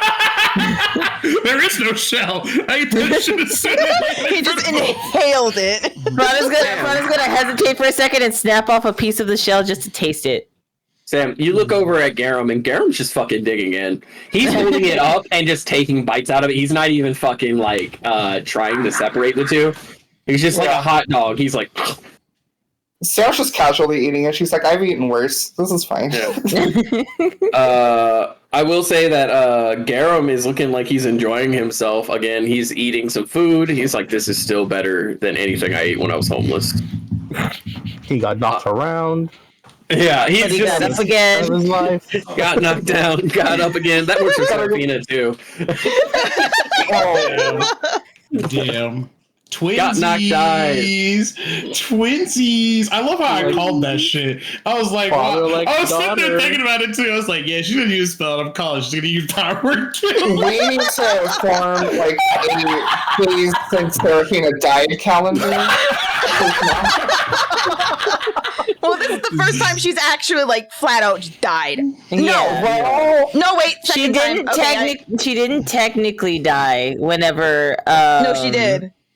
Well, they said she did. They said that she was on the brink of death. You got knocked As out. far as we're concerned, that was the first shit, one. Twinsies again, because that was Ragnar too. Yeah. Yeah. And at least you didn't get disintegrated for the sake of a joke.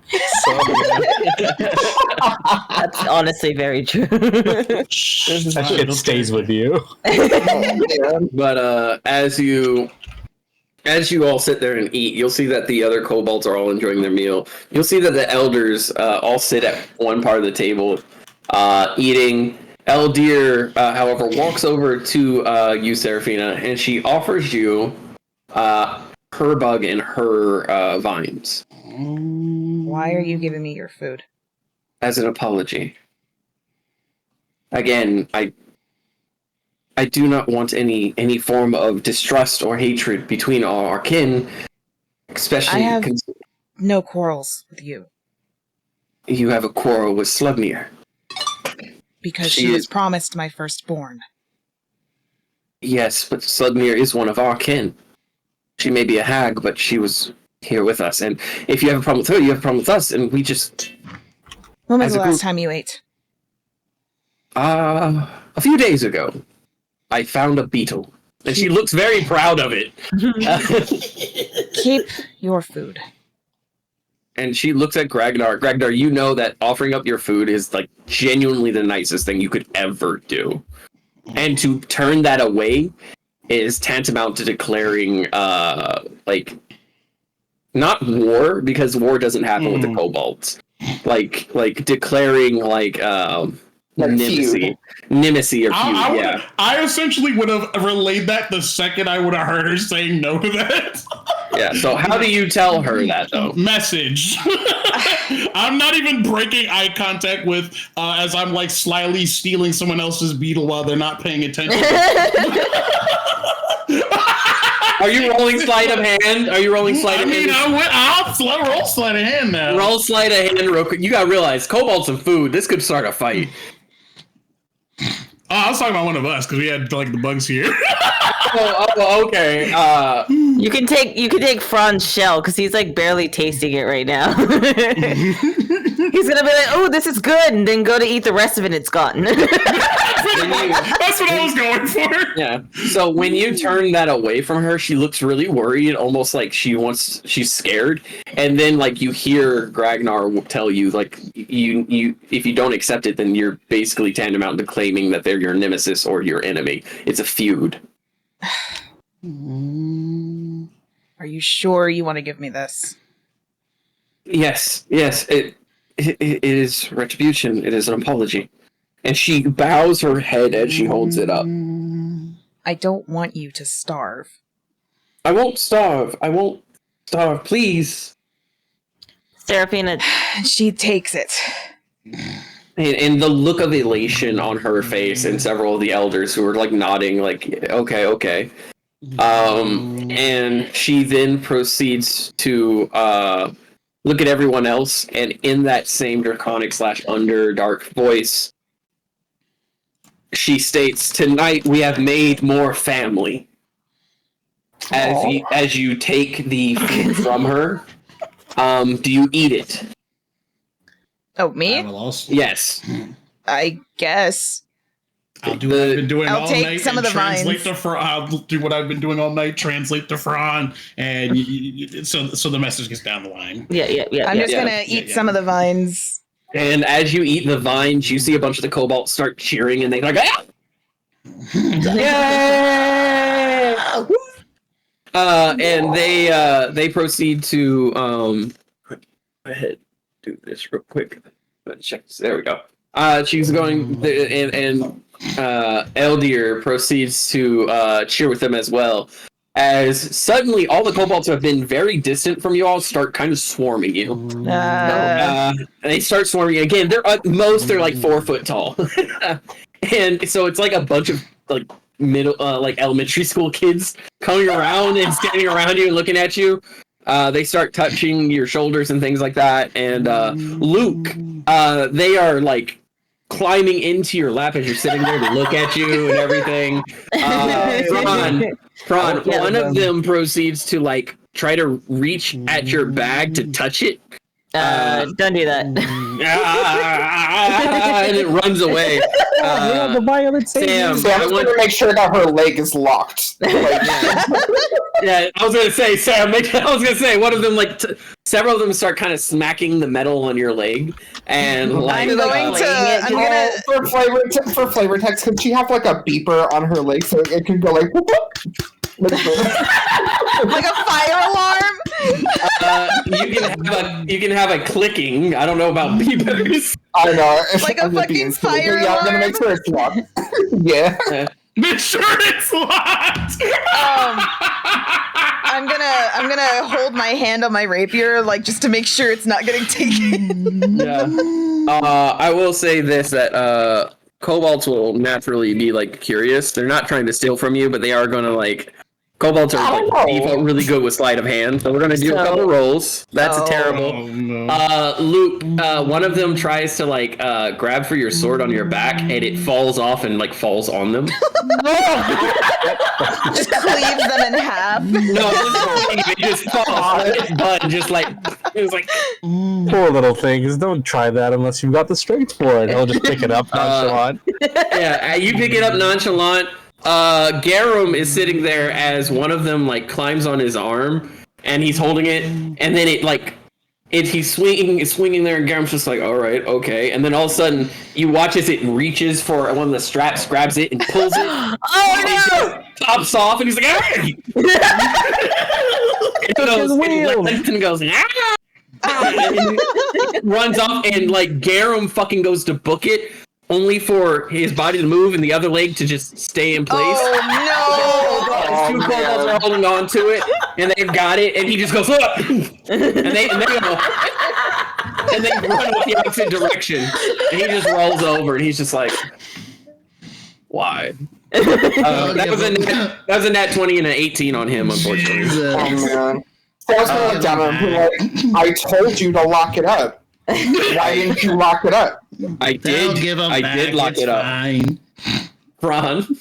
I want you to know that a lot of my most valuable possessions are in that one bag. The bag of folding. Ron, you don't have to worry about it. They rolled a nat 1. Okay. I just don't want them to hurt themselves. They try to reach into the bag of folding.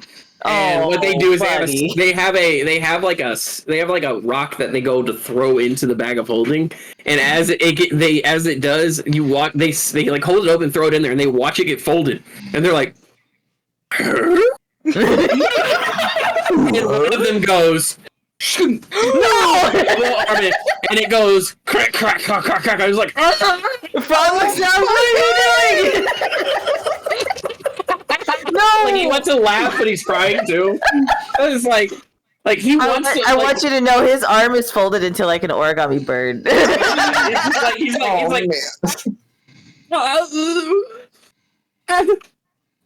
And he looks at you, and he looks at the bag, and he spits at the bag, and he fucking walks away. And the other kobolds look at each other, and they start collecting things. And like,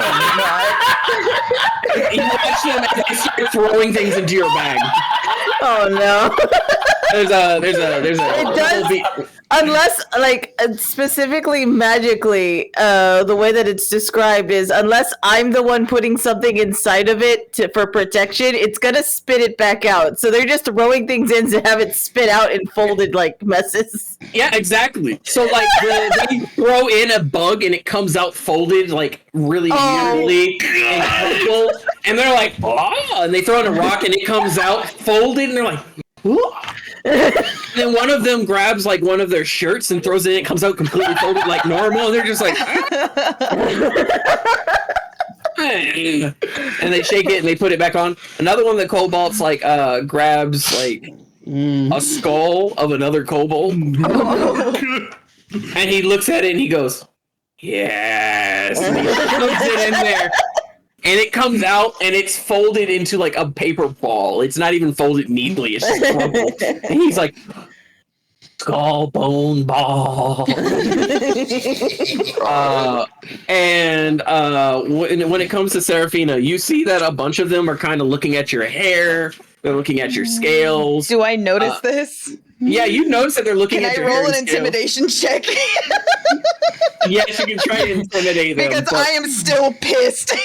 I like the idea of one of them gnawing on your hair just now.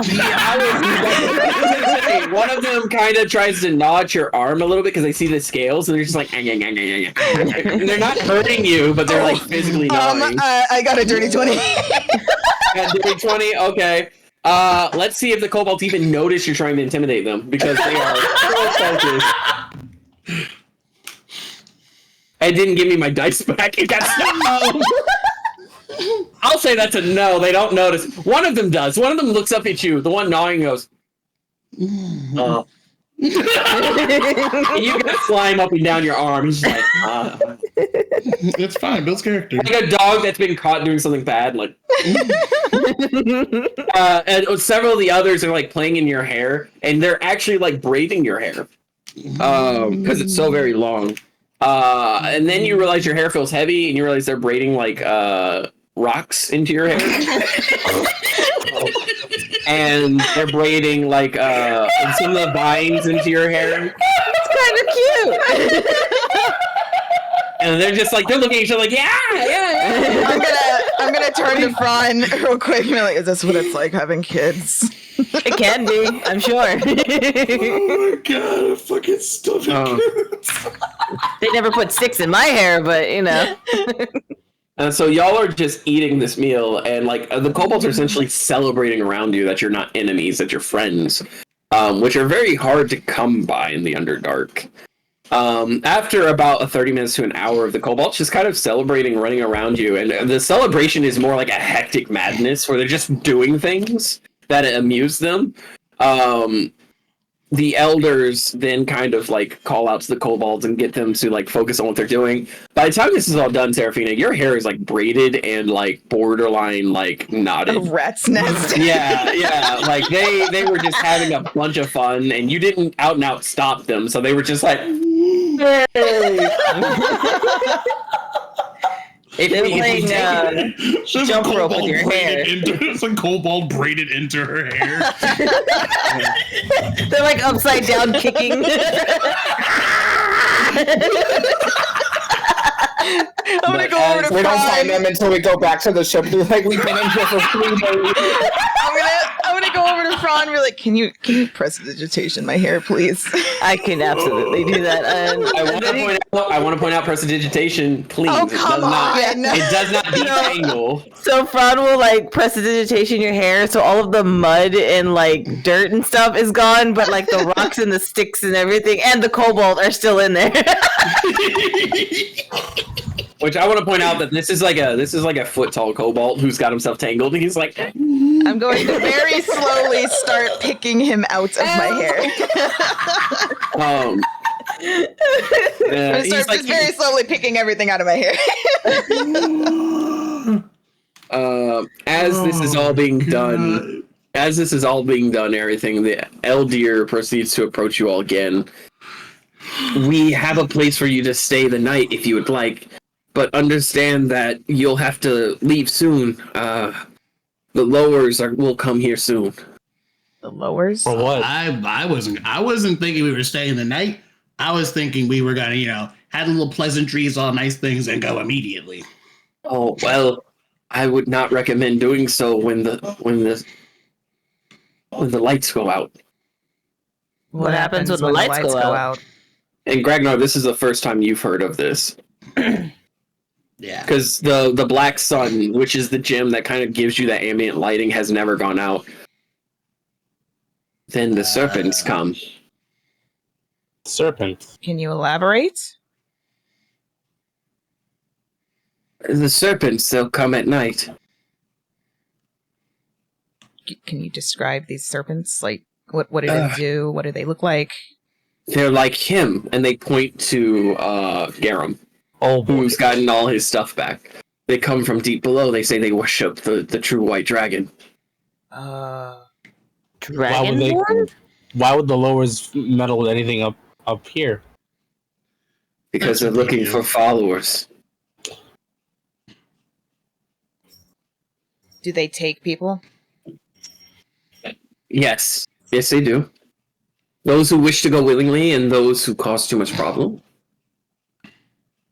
How long does it seem like we have until lights out? Another hour or two. We do our best to hide from the light so that they don't see us. So we put it out. Let me look through my spells real quick. Okay. And we will be ending the session soon. Just so you guys know, I wanted to keep it short today. Um,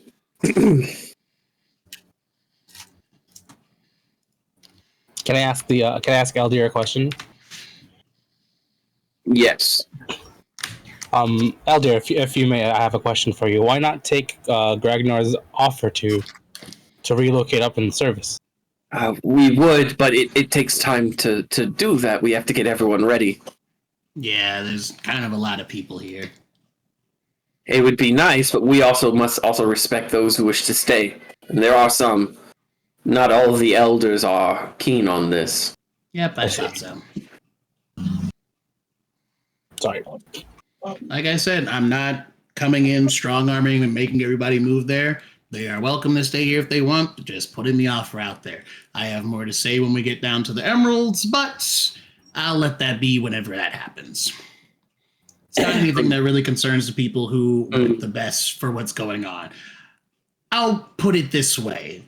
There is not going to be another caste system. I will make damn sure of that. And the people who decide to stay behind, I think I'm just going to put it as blatantly clear as possible. If they raise a hand towards the city, there won't be a Dara-Kivan anymore. Oh, okay. So you plan to completely uproot everything? Only if they raise a hand towards the new city. I'm cutting ties with this place, and anybody who wants to come with is in the same boat. However, if they raise a hand towards the city, there's not going to be a Dara-Kivan anymore. Well, all right.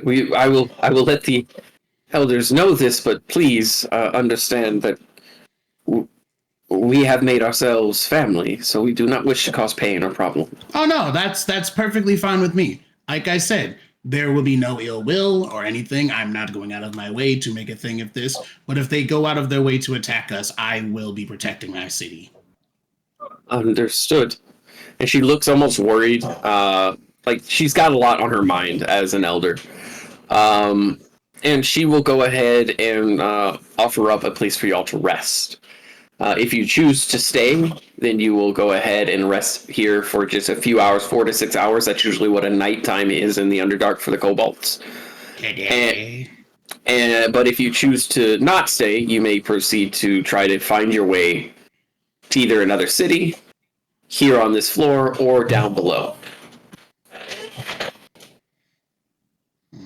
I mean... So I'll put it this way. Usually, if I remember correctly, out of character, kobolds are usually nocturnal. Mm-hmm. Yeah, so we have options here. We have the completely fuck this, because most of us are at full health, have all of our spells and things like that. We could just fuck it and go down now and take care of anything that comes against us. Like I said, I fully plan to, like I said, make this into a thing where it's going to be a me and Davenar thing, and possibly that'll nullify the fact that we have to worry about the other people. We'll see when we get down there. So long as I can talk with my mother. Oh yeah, I have no problems with you getting to your mother. It's Davenar has to go. That's fine with me. But what do you want to do? What do you think? Are you going to finish that? I'm willing to go with the group, but like they said, the lights go out, so... Well, what do you think is the best option? This isn't my home. I don't know anything about the Underdark. The only reason The only reason I'm saying we go with the group, Luke is not going to be able to see, like, at all. It's going to be dark. Okay, then we stay. Or go with the group, whatever. Unless you're cool with that, Luke, it's up to you. Whether blind or not, I will fight. I don't mind if we keep going. I can keep things lit up for him. Thanks. You're welcome. I'm fine with going whatever's going on. No, but really, Luke, are you going to finish that? Here you go. Yeah, thank you. Fuck it. I say we go now. Like I said, I'm going to try my best and see what happens. My plan is if we run into any of these serpents that they're talking. This is really the first I've heard about it. That light has never gone out before. Well, they said the serpents were the dragonborns. Yeah, and they come out after the light goes out. That has never gone out. Why not? What's so important about this light? Nothing. It just glows like it's always just been on. So they have a way to turn it off. Huh. I don't know. I thought it was just glowstone. I didn't know it was like a thing you could turn on and off. Then who turns it off? That's my question. No idea. No idea. Which is kind of why I want to, get a start on things before that happens. And if we run into one of these serpents, I can just be like, something along the lines of the fucking champion talk, whatever the fuck. I'll figure out what happens. I don't know. I think when we do proceed forward, if we do come across these quote unquote serpents, we should avoid mentioning the people here, the kobolds here. Oh, no, that's absolutely the thing. No, they're not getting mentioned. That's another reason why I kind of want to go down, because then us going down and kind of distracting them will take heat off of them. I think the best way to go about it would just if they question us, we just say that Gragnar was the one who led us through the tunnels safely, so there's no way for us to get lost. Exactly. If they want to speak with us. If they do. If not, then we just kill them. Yeah, that's the plan. Like I said, I'm trying to see if I can spin this away where they will literally take us down and speak with Davenar. Like, hell, it sounds like they're looking for people The faster we get down there, yeah, I mean, from what they said, it sounds like they're looking for people to recruit and they don't get killed if they go willingly. So technically I don't fucking know. This is an open conversation. I'm going to turn to the elder lady that's with us. What is the fastest way to get to the pit? Jumping. Jump. I was going to say the same thing. I feel like it was just all of us said at the same time. Elder Gragnar and Luke both, all they say is jumping. I mean, without killing ourselves? I mean, you don't technically always die. I recommend going through the caverns on the opposite side of our casts, and you just go down, and then you'll have to go the opposite side of that cast to go down. You'll have to traverse each cast. Do you... damn, that's another thing. I did want to talk to the other cast, because I feel like from at least what the couple of you have said, and what Slug said, they'd be amiable at best. Gragnar. Mm-hmm. Quick question. Mm-hmm. You have Featherfall, right? No. I thought you did. No, I do. Polymorph. Oh, that works. You have Featherfall? Can you target multiple people? With Featherfall? Yeah. I think Featherfall's up to 8. Is it? I could be wrong. Don't quote me. That could be teleport. Let me double check for a second. I'm just like, we could. I mean, that's true. You could polymorph, but it would really... Yeah, I'm trying to save polymorph. That's like my little... That's literally what my whole build's built around, kind of. Featherfall. Let's see. Well, if you want to speak with the other cast, we'll probably be better with just traversing average. Yeah, because like I'm still thinking about 5. Doc's. Choose up to 5 people. So we have exactly 5 people. Yeah. Jesus. The duration is 1 minute. Yeah, it doesn't last long. Oh. And descend slowly to 60 feet per round. Yeah. Actually, it would be 6 people, including Garum. Oh. Yeah. Hi. I mean, so I'm still like what I was saying. I'm still thinking about what Doc said. Doc specifically told me whenever he talked to me before we went to the weird dream place that we should go to each cast as we're going down. Which, I mean, Doc hasn't fucking steered us wrong. He's a little weird, but he hasn't steered us wrong. A little? Did he say why we have to go to each cast? I mean, Did he say why we had to go to each cast? No, I didn't think to ask because I fell asleep. So Oh. yeah. Do you I was think it gonna could be if to you- recruit each cast? Yeah. Well, if you say that rumors spread like fucking wildfire down here, I assume people would say things. No. Specifically to this and plan. To an extent, there's not a lot of intercast mingling for, that's usually how that goes. So Oh. it that makes may or sense. may not have spread down there. So we have options. Right. We can wait the night out here and go in the morning and make our way slowly down through the rest of the cast until we eventually get down to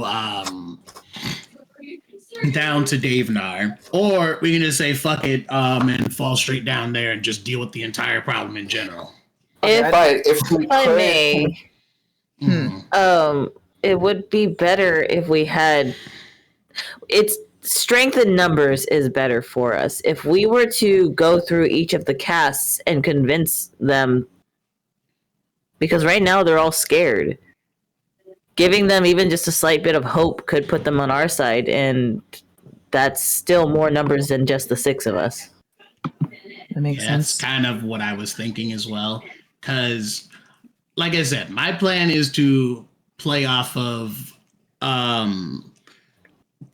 Dave Nar's kind of obsession over obviously being the chosen one. Yeah. The one chosen of the ancestor is my plan. But if he doesn't go for it, we have an entire fucking army to fight against, which probably won't go too well. So, do you want to stay here, or do you want to keep going? I say,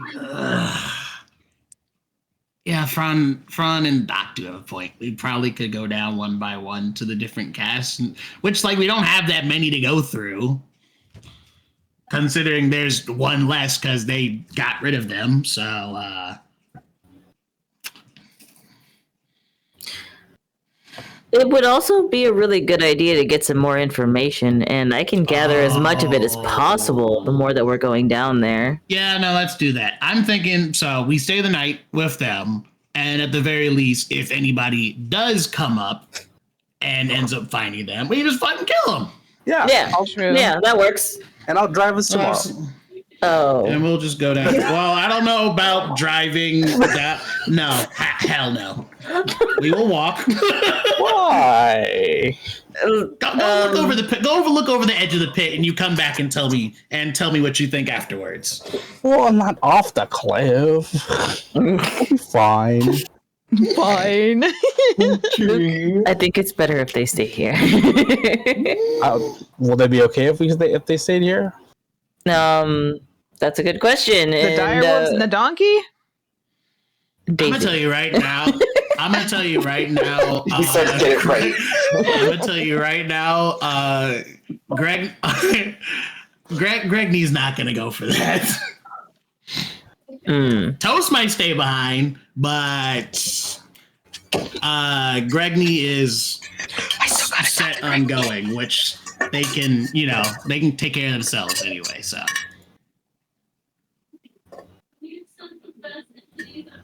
So I guess we stay the night? Yep. Nice. So, yes, that. Garib, a question. Oh, go ahead, ask Aram your question. He's enjoying what's left of the bugs that he's eating. You still need to talk to Gregny. Yeah. Can we do those real quick? Yeah, we can do that real quick. Both. Okay. I'm gonna go get water. I'm going to walk up to Garam real quick. Did you know What's up? about the deal my uncle made? No, I did not. Are you sure? I'm sorry. Are you sure you didn't know? Yes, I didn't know about that. If I had known he had made a deal with a hag, I would have dealt with that myself. Because apparently he's made other deals. I mean, he's supposedly working with the Kingdom United, and he's trapping demons, so yeah.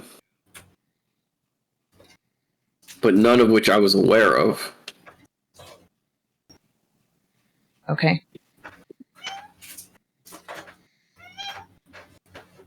Did I do something to lose your trust? No. I just... It's alarming to know that your firstborn could have been given to a hag this entire time. Agreed. I didn't know he was making deals like this. And as to what end, I'm not even really sure at this point. Your uncle's always been obsessed with his science and with his studies, but it seems like he's been reaching out to make deals with a lot of monsters. The question is for how long?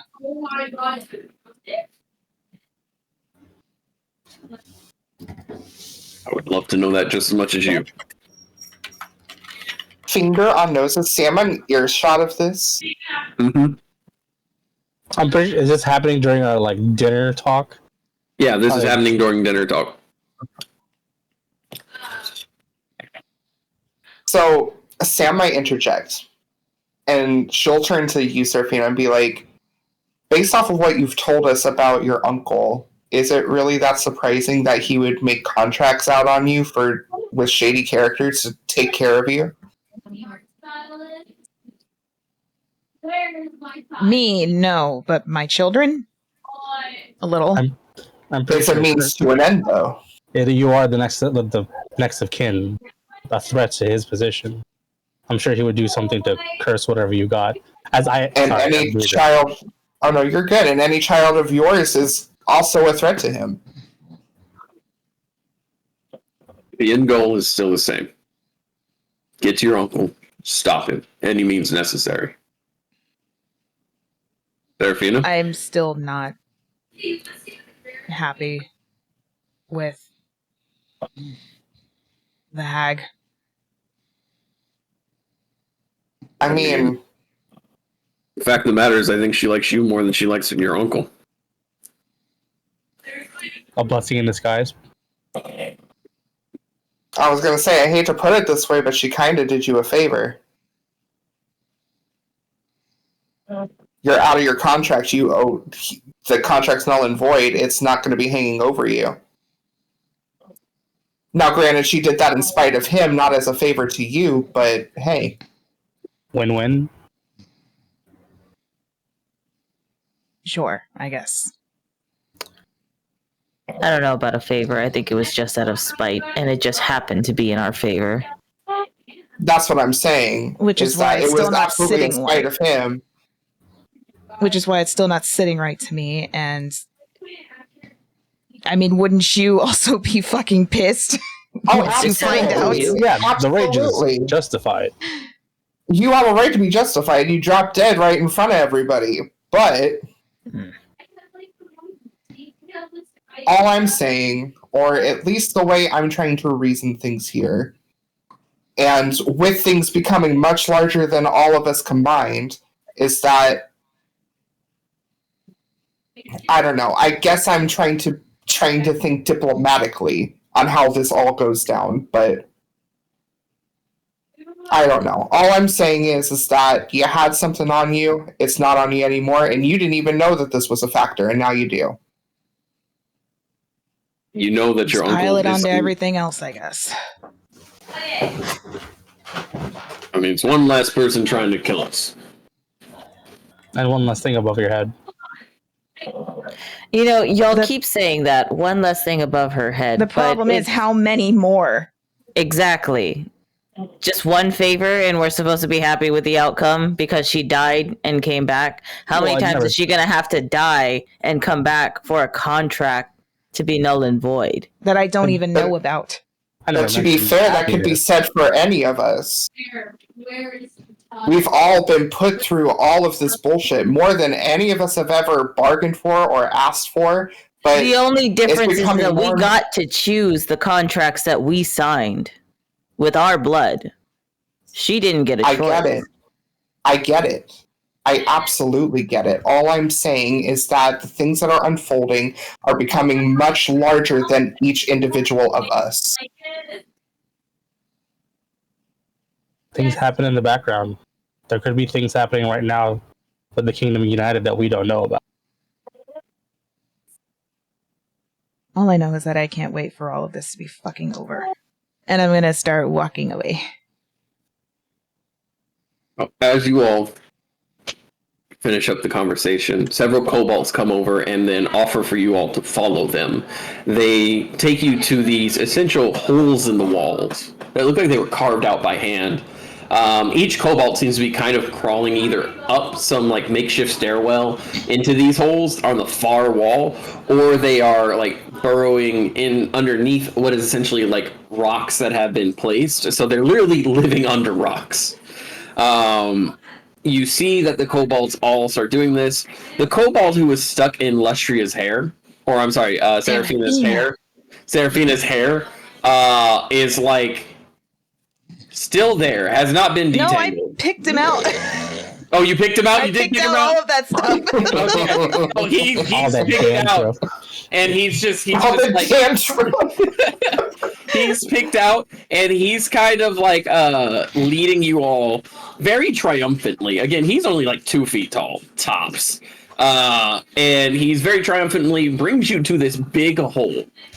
And he says to Gragnar, biggest hole.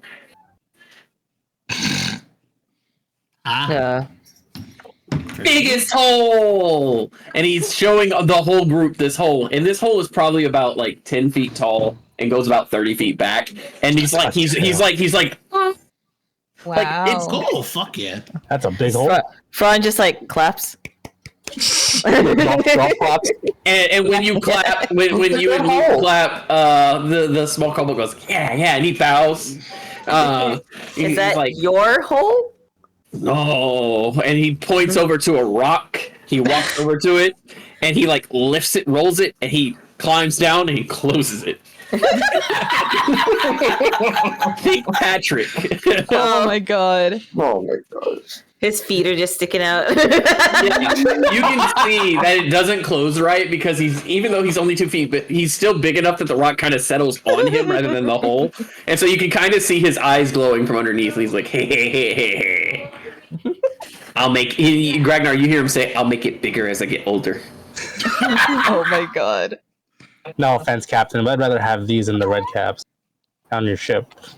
Oh no, I agree. I absolutely agree. I didn't ask for those fuckers to be on there. One of I didn't hire them. One of the red cops that's working with Chef kind of sneezes, goes,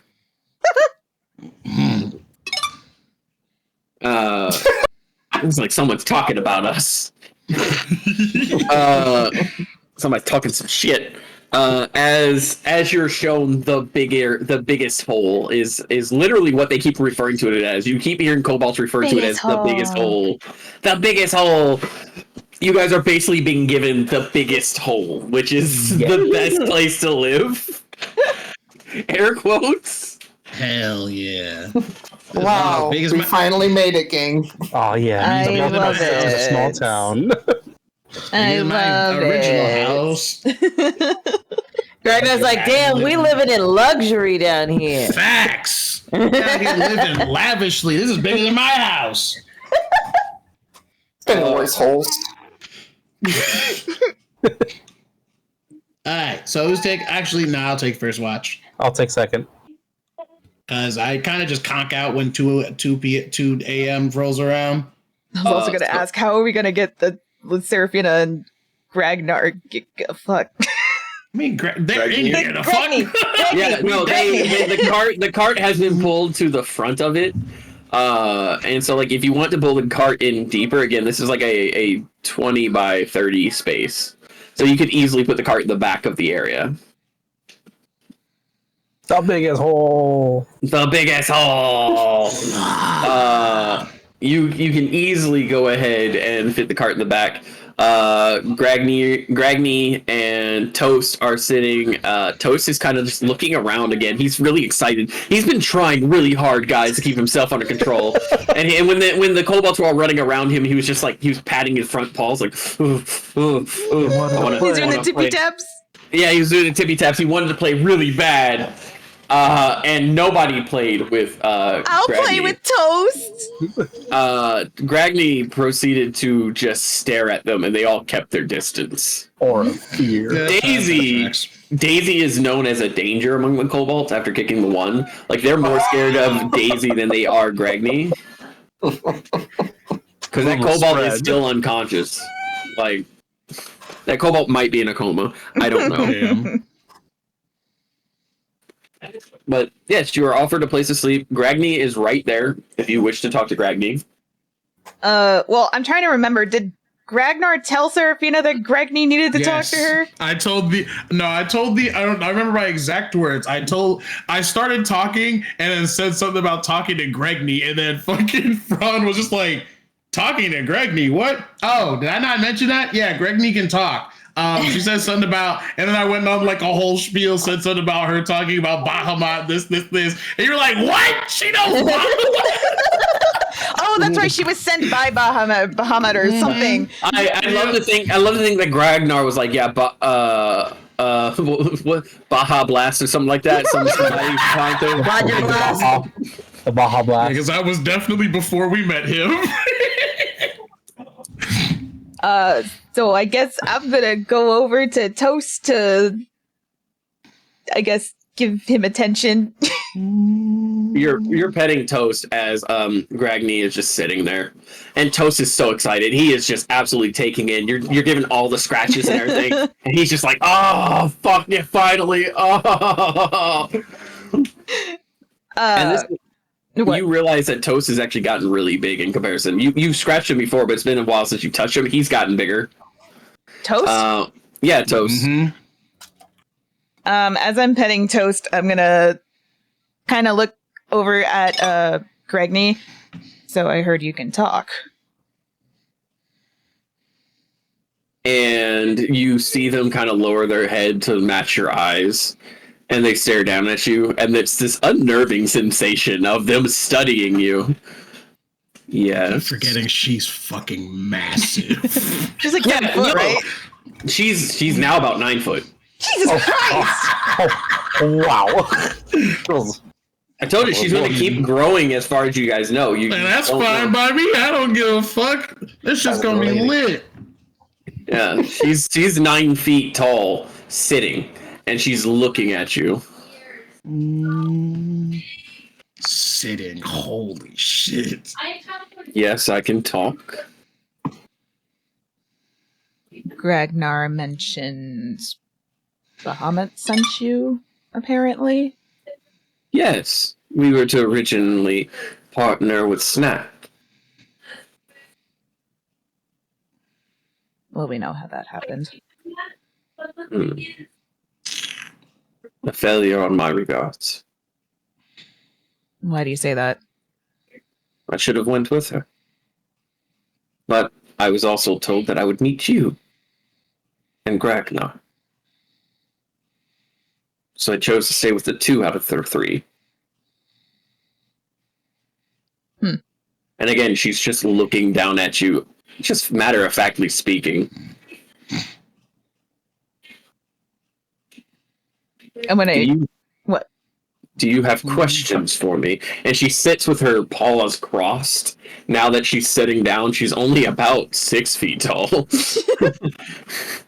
I guess. What do you know? What? Not much.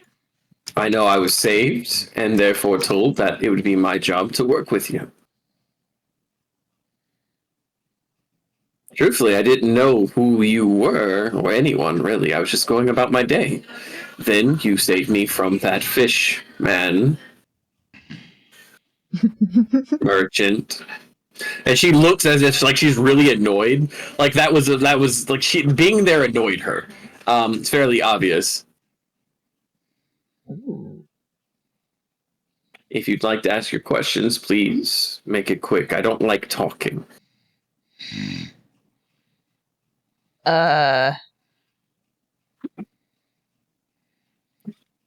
What was it that Ragnar said that Gregny was like a soul or no Awakened. Awakened soul, yeah. So Ragnar also mentioned you were an awakened soul. What is that exactly? Not an awakened soul, an awakened creature. My intelligence and my wisdom reached a certain point where I was able to then gain sentience and sapience. From there, I can go ahead and communicate with you through magical means. I ate a man's arm, and it had a ring of intelligence on it. Oh, that makes sense. Okay.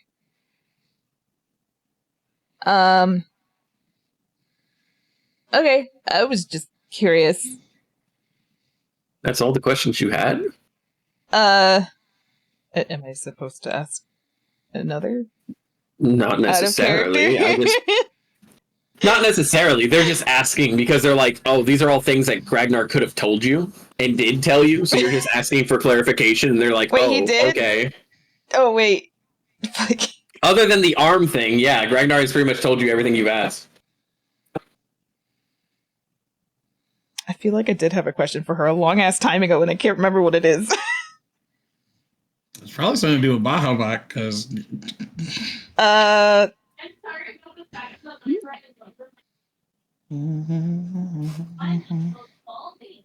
If you can't think of a question...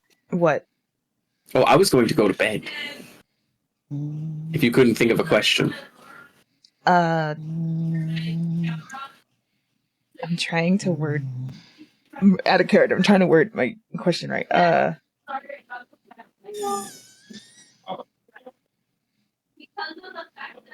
She's like, what's your favorite color? So... Red. But, oh. Stop it. So Bahamut sent you. Did he have anything to say? He saved me, and then when I asked what I could do in return, he said, go and you'll get taken into the city, and when you're taken into the city, you're going to meet a half-orc. That half-orc will be your chance to pay me back. The half-orc will have a princess, a kobold, and a murderer with them. I see. Okay. You married the murderer. Yes, I'm aware. He's a good man. He is. And again, it's just the eye. She doesn't blink as she's like talking to you. She's just sitting cross-legged looking at you this whole time. And I'm getting Never-Ending Story vibes from this, just for the fact that she's in a cave and you're talking to her. Yeah, I guess that's all of my question. Okay. Well, I'm going to go to bed now. But can you please scratch his tummy? He's been whimpering. And you turn around, you see Toast on his back. He's like, come on, man. A little more tummy. Yeah, I'll give him some scratches. Don't keep me waiting. Yeah, you proceed to give him scratches. So who's taking first watch? Me, because I knock out at 2 a.m. All right, who's taking second watch? I am. Luke. I'll take last watch. Luke can't see in the dark. Yeah. Oh, actually, you know what? Maybe I should take the. You should go. How about I take it with you? Well, that's a great idea. Yeah, but yeah. You can't sleep or you can't see. Lights. Dancing lights then come around your head. No, light. Oh, light. Okay, so you cast light, and you hear some of the kobolds go. I will mention when they take over, careful with that light. We are kind of trying to be inconspicuous and I break light, dancing light. Ron flips on the switch that gets all the lights on the house and everybody who's sleeping like, Put your light on a pebble, and I'll just sit on it if I need to turn it off. No, it's okay. All right. Dancing lights is fine. Yeah, you put on dancing lights, that's fine. People are like less so aggressified by it. Because like it's like Front really did say, I'm gonna use the brightest light I can. Light flips the switch and all the kobolds who are like getting ready to take a nap out in the open like start convulsing like why? I'm sorry. Jeez, Fran. It's like, I don't want to hear that from you right now. You can hear like the silent whimper of a kobold in this. It's like, it was so bright, Mom, why? You guys do your watches, and we will say nothing happened. Nothing happened this night. But generous. You do in the distance hear sounds from beyond the walls. Sounds like scratching and hissing sounds. Things searching. They sound to be approximately like medium humanoid size. And then there is a howl of sorts. And the ambient light that was kind of filling the whole space begins to go out as if a cloud of fog kind of seeps through the wall. And Fran, you can see through magical darkness, correct? Correct. This fog does not affect you. Oh? Anyone else able to see through magical darkness? Nope. Can't see through regular darkness. You're double fucked. Sam, can you see through magical darkness? Not me. This is advanced darkness. Alright, so Fran, you see this black fog inching towards you as it slowly covers up and any form of light goes out. But as it engulfs you and everyone else kind of looks around confused, you can see through. Mm-hmm. And you hear skittering from beyond the city, from beyond where the kobolds hide. I hate that. There is the sound of claws against stone, bellies like sliding across, and you hear the hiss, what sounds like snakes and serpents, and you hear gurgled noises. Whatever is causing this magical darkness is allowing for other creatures to move through it. And after Do about... I see what this is? You don't see anything. Again, they haven't found their way into the city. You just hear them. Yeah, you hear them beyond the walls. In fact, that big cave wall, that big cave that you're in, if you lean against the far wall that's inside the cave, you can hear, like, the skittering across it. Like, it's only about a foot difference between you and them. Ooh. And then after about 4 or 5 hours... Can I listen carefully to what exactly the skittering is if we recognize it? Because we've heard a lot of spiders and centipedes recently. Yeah, you can go ahead and do that. Roll a insight. Roll an insight check. Okay, 1 second. My insight is a +7, so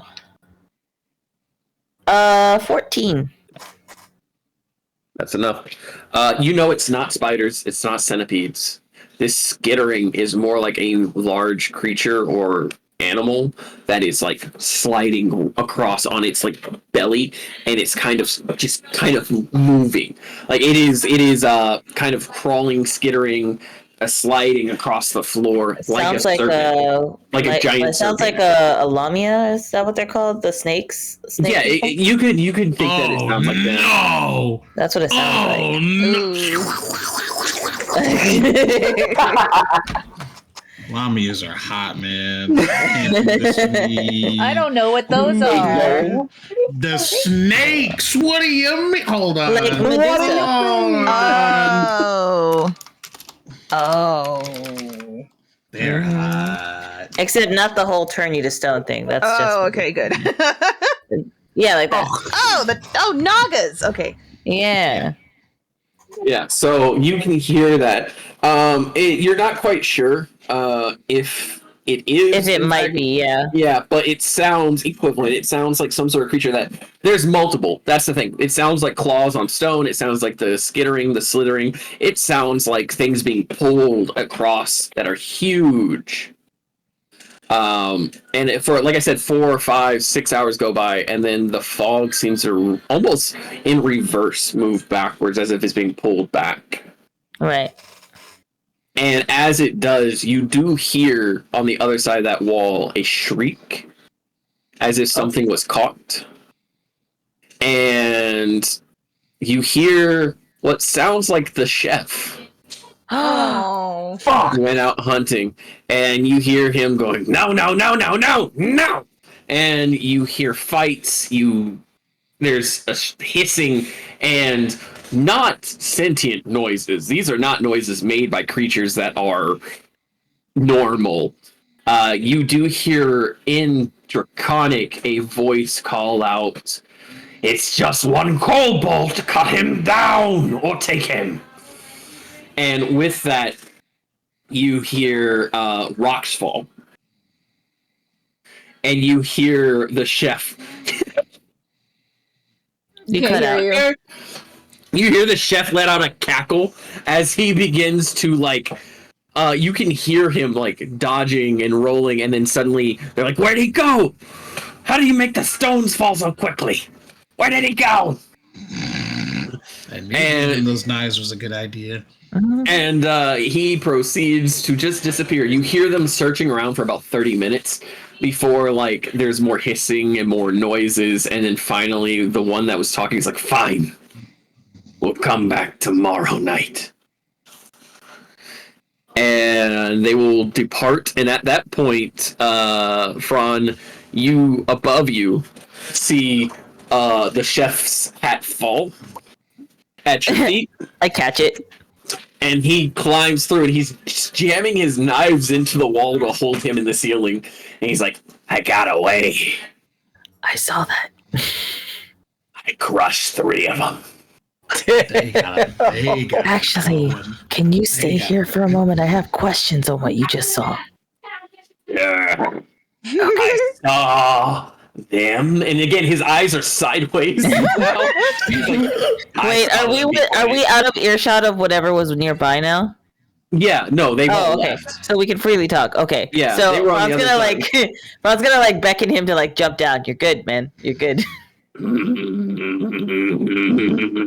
And he looks around. You see his eyes moving in 2 different directions like a damn Like a gecko. chameleon. Yeah, like a chameleon. And then he focuses one on you as the other one is looking, and he goes, "Fine." And he hops down and he pulls a bag out, and he drags essentially one of the bodies. Oh. He drops it, and it's in the bag with a bunch of bugs. Fran's gonna hand him back his hat. He like dust it off and hand it to him. Nice. So what did you fight? Mind you, this is me and Luke who are seeing this because we're the only ones awake right now. Yeah. Luke can't see. Slithering ones. Like, Is that the chef? that's the chef. Oh, hey. Slithering ones. What do they describe them to us? And Fran pulls out his book so he can start drawing. Can do better than that. And he grabs a leg and he pulls out a whole ass slithering one with its throat slit. Oh. Fran And immediately that's starts not a drawing it. What you see looks like if albinism was all black across the body. There's no scales on it. Ooh. And it looks like a malformed dragonborn. It's very thin. Its body is elongated. It doesn't have feet. It just has a tail, and it has like 2 stubs that were feet. So Very obviously it's, like cobalt legs that didn't grow. it kind of sounds like a tadpole from like a frog or something like that. That didn't Yes. fully develop. Yes, but remember how Seraphina's mom could turn things into dragonborn? Yep. Yeah.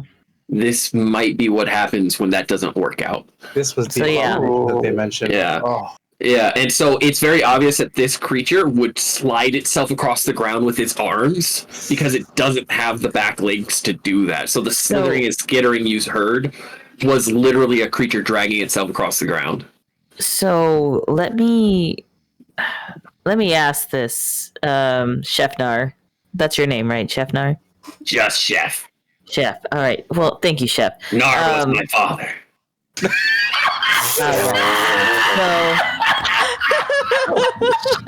So, Chef, do you mind if I just take a few things from it real quick? Sure, but meant to eat. Yeah, no, Yes. feel free to. It's just I just need to all take you. a couple things. So Fran is going to pluck. Are there any scales on it? There are no scales on this body. It is No completely scales. scaleless. It is black skin with no scales. Like a scaleless snake. So Fran is going to instead. He's going to pull out one of his daggers and get a like a little jar. Yeah, he's going to get a skin sample. So he's getting a jar, and he's actually going to flay a piece of it and put it into the jar and cork it for Gragnar later. Yeah, when he's going to do a full inspection of the body. Can I do a medicine check? Yes, you can do a medicine check. I will say that when you flay it, you find that the blood is viscous. Oh. Even though it just died. Medicine. What is my medicine? My medicine's a +2, but I got an 18, so 20. Okay. Looking over this creature, its arms are too long. Its back legs are too small. Its tail is huge, almost like that of a Naga's tail. Yeah, I'm drawing all of this, by the way. Yeah, its head is elongated, almost like a crocodile's head, but it's very obviously a kobold's head that was elongated too much. Its eyes are almost backwards on the head. They're pushed back so far, like when the skull was stretched, that it's almost looking behind it. Is there any horns or anything like that on it? There are, but they're not. They're growths. Like they would have been dragonborn horns if they've been done rightly, but they're just malformed growths on the head. About 4 of them. I'm also going to remove one of those two and put it in another jar. That takes you about an hour to saw off because it's just regular horns are. Oh, I didn't say I was sawing it. I'm digging into the skull. Okay, as you dig into the skull, you realize that this horn, dragonborn horns, are separate from the skull. Like they grow off the skull. This is the bone of the skull that has malformed, trying to shape into. Yeah. So I will take the time to get the full point, the full horn, even if there's like skull attached. Yeah, you're able to go ahead and cut away and break off some of it. It takes you about an hour to do so. But it is grotesque to look at. It doesn't look natural at all. This is the definition of an abomination. I'm unbothered. As you go ahead and do this, you'll see that again the blood is viscous, and it was just supposedly killed like. So it's like coagulated blood? Yeah, it's coagulated blood despite the fact it was alive supposedly not so long ago. I will also take samples of the blood, like a little bit of like the goop in the jar. Yeah, with the dancing lights, you can tell that the blood is black. And it's just fucking weird. This whole thing is not normal. Can Luke make an assumption that like something like some form of necromancy can be as well as like of some sort? I will say this: it is not necromancy. Well, I think Serafina explained to Luke what it might have. Well, I guess we don't know that. Well, you mentioned that it was some form of ritual through your family that turned beings into dragon. Yeah. Luke, are you well versed in much ritualistic magic? Not ritualistic, not unless like it was told to us like in detail. I'm pretty sure Serafina mentioned that her family was kind of like had that ceremony. Everyone, like Garum. She did mention that, and it's not supposed to do this. I mean, if anything, they would have turned into something of what Garum is, but not this. So, for something to go bad in the ritual and this happen, or maybe the ritual not being performed properly, those are the only assumptions I can make. Almost like a forced evolution of a being. Correct. Or a forced evolution of a being that's not supposed to be changed. All of this is still just speculation. We should probably wake up Gragnar. I took a few samples so that he can do his experiments, check everything out. But I'll wake him up, but he doesn't start blasting if he's woken up. Right? No, You're he cutting out, shouldn't. Luke. Oh, he doesn't start blasting if you wake him up, right? No. I've woken him up many times. He's fine. He just kind of looks at you like, huh? And then that's it. How dare you awaken me? Ragnar, wake up! You've awoken the dragon. Chrissy, What wake mortal is my up! protection? I don't like this. Chrissy, wake up! You might need to look at this. Try to keep it quiet. We don't want to startle the others. See, I told you. What the fuck are we looking at? Hello? Oh, look, we found a freak in nature.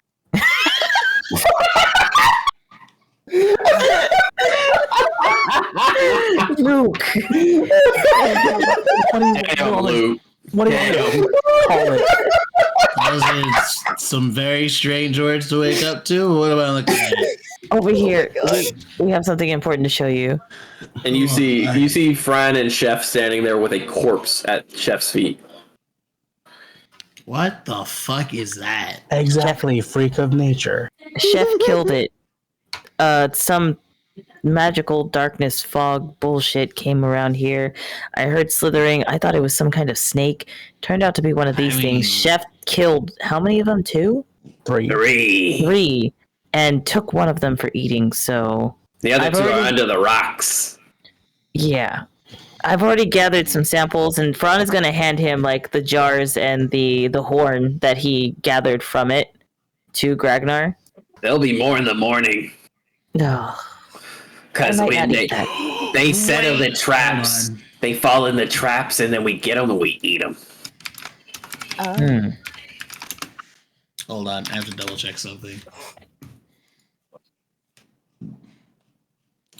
I'm gonna double check the specifics on a spell.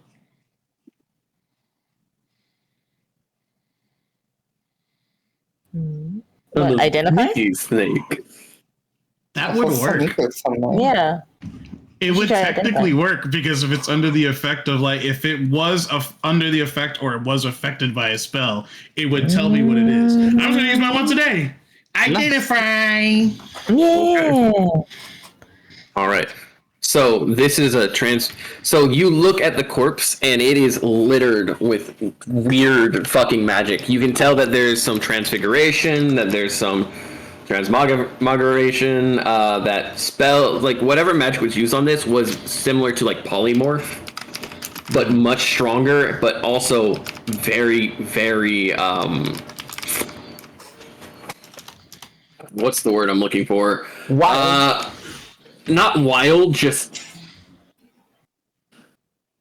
ill-managed.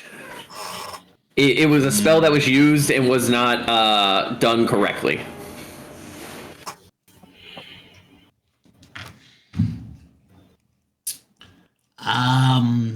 I've been casting polymorph for a while now. What I'm getting off of this is this was one of us, but somebody tried to kind of cast polymorph, but obviously it went. This is a type of polymorph? Something along those lines. It obviously went very wrong, whatever. Do you think it has something to do with that ritual for Seraphina's mother? I would imagine so. Maybe it's a situation where only certain people it can actually work on. We saw it work on Dave Nar perfectly fine. Apparently, Right. I went through a. Seraphina may or may not know exactly what that ritual is. Damn it, finally woke her.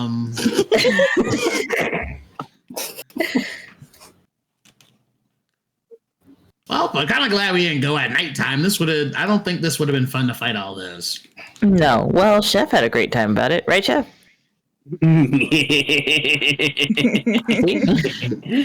I think we bring this.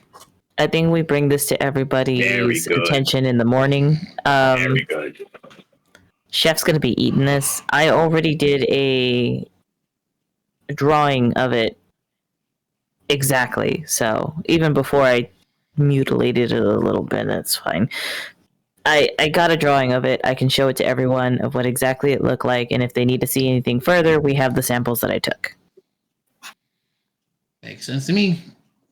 I just don't think that we need to bother everyone's rest for this kind of thing, especially if it might bother them to get a full night's rest. It sound you said you heard like the fight with Chef, or did you see it? I heard it. I didn't see it. Chef was there. And points to Chef. Did like the snake thing say anything else? It did talk. They Not said it's this just. one. Oh, this one didn't speak? Mm-mm.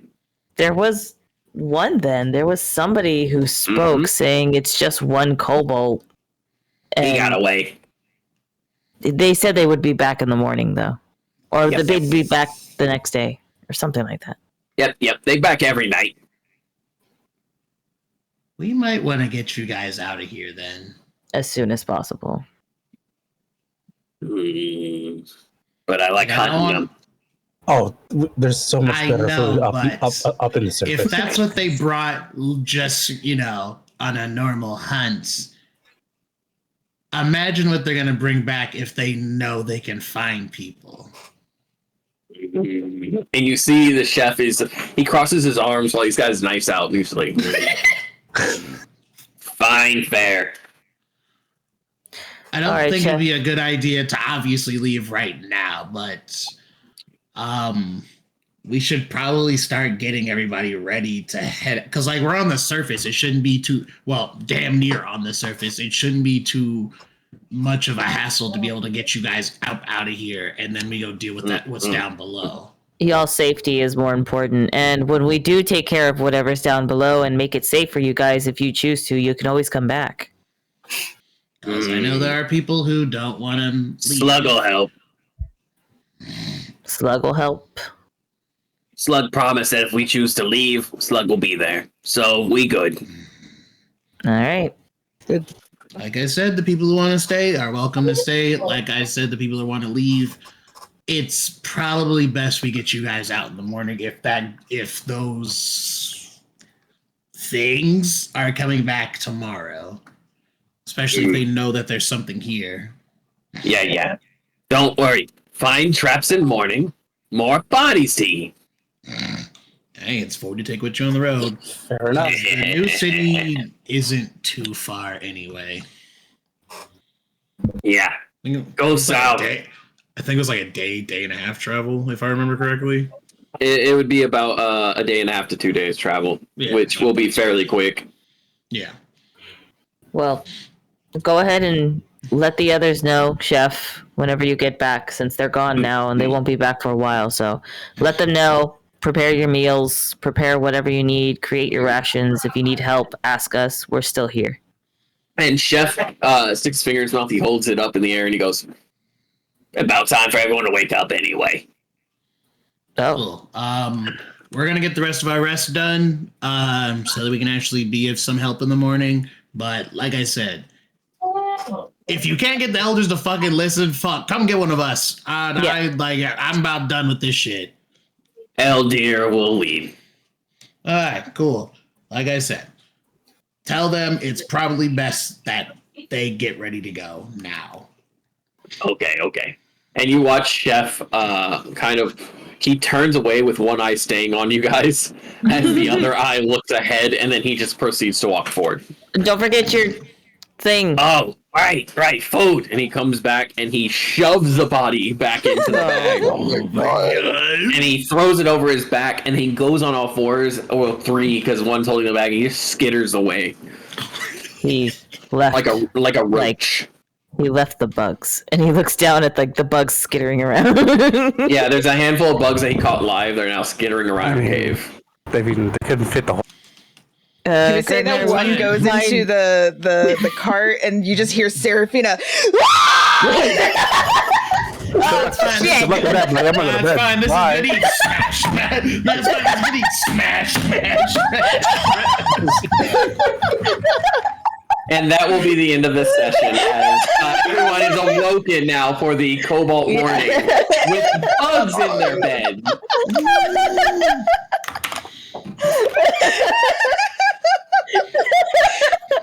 That was a beautiful scream.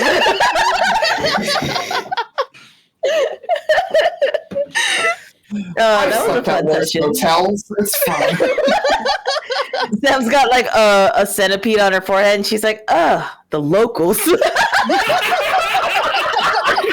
All right.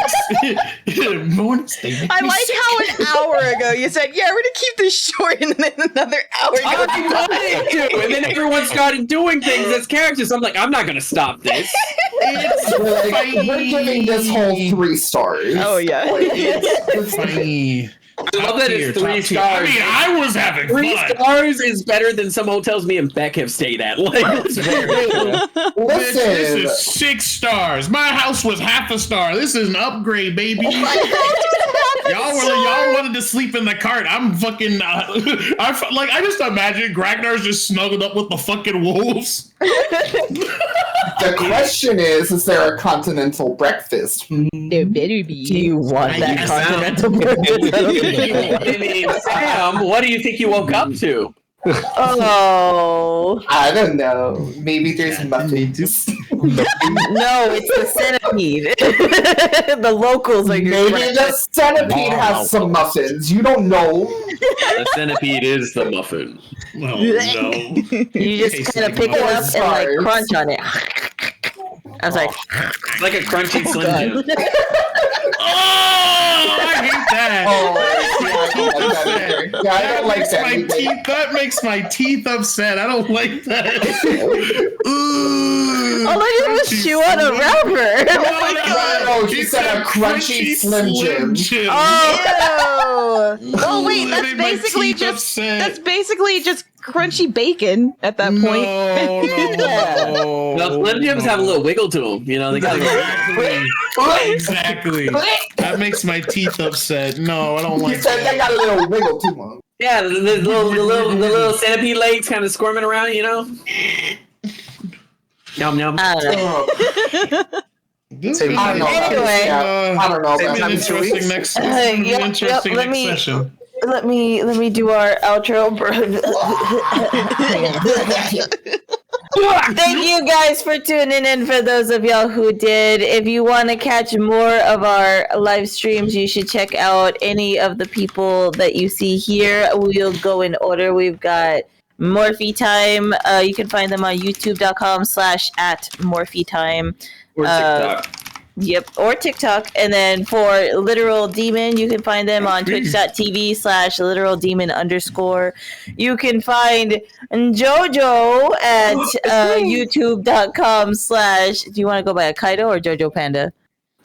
Akaido Productions, yeah. There we go. Akaido Productions. Again, the links would be down below if you can't spell anything. And then we have Lustria, who's going to be at twitch.tv/LustriaVT. And finally, we have our splendid Captain Sam is going to be at twitter.com/RosieReads_123. And you can that's find TikTok. me. Yeah, and on Jesus fucking Christ, Rose. I finally get it right, and you have something to complain about? Really? Really? God. And then finally, if you want to find me, I am on youtube.com/@apothecary, which you can find me on all of that, including TikTok, which is Beck Plays official. So yeah. And if you go to our card, we have all of the links if anybody is lazy and just wants to go to the card. If you're lazy and you want to go to the card, you can find that at our Twitter, which is twitter.com/AASBTTRPG. Damn. Go away. Do it now. Do it. It's good for the economy. Yes, I've heard that it's good for the economy. You should totally check that out. You know, free to subscribe, free to follow, free to like. It's not free to subscribe on Purple App though. I'm sorry, that's not free.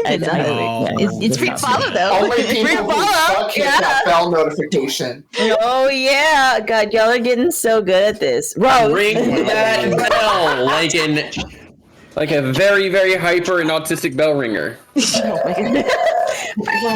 Ding ding ding ding ding. Man, I don't have bells to ring. I got charms to swish.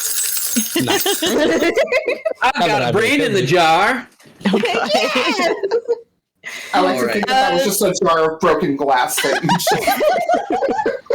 you So until next time, bye bye. Bye.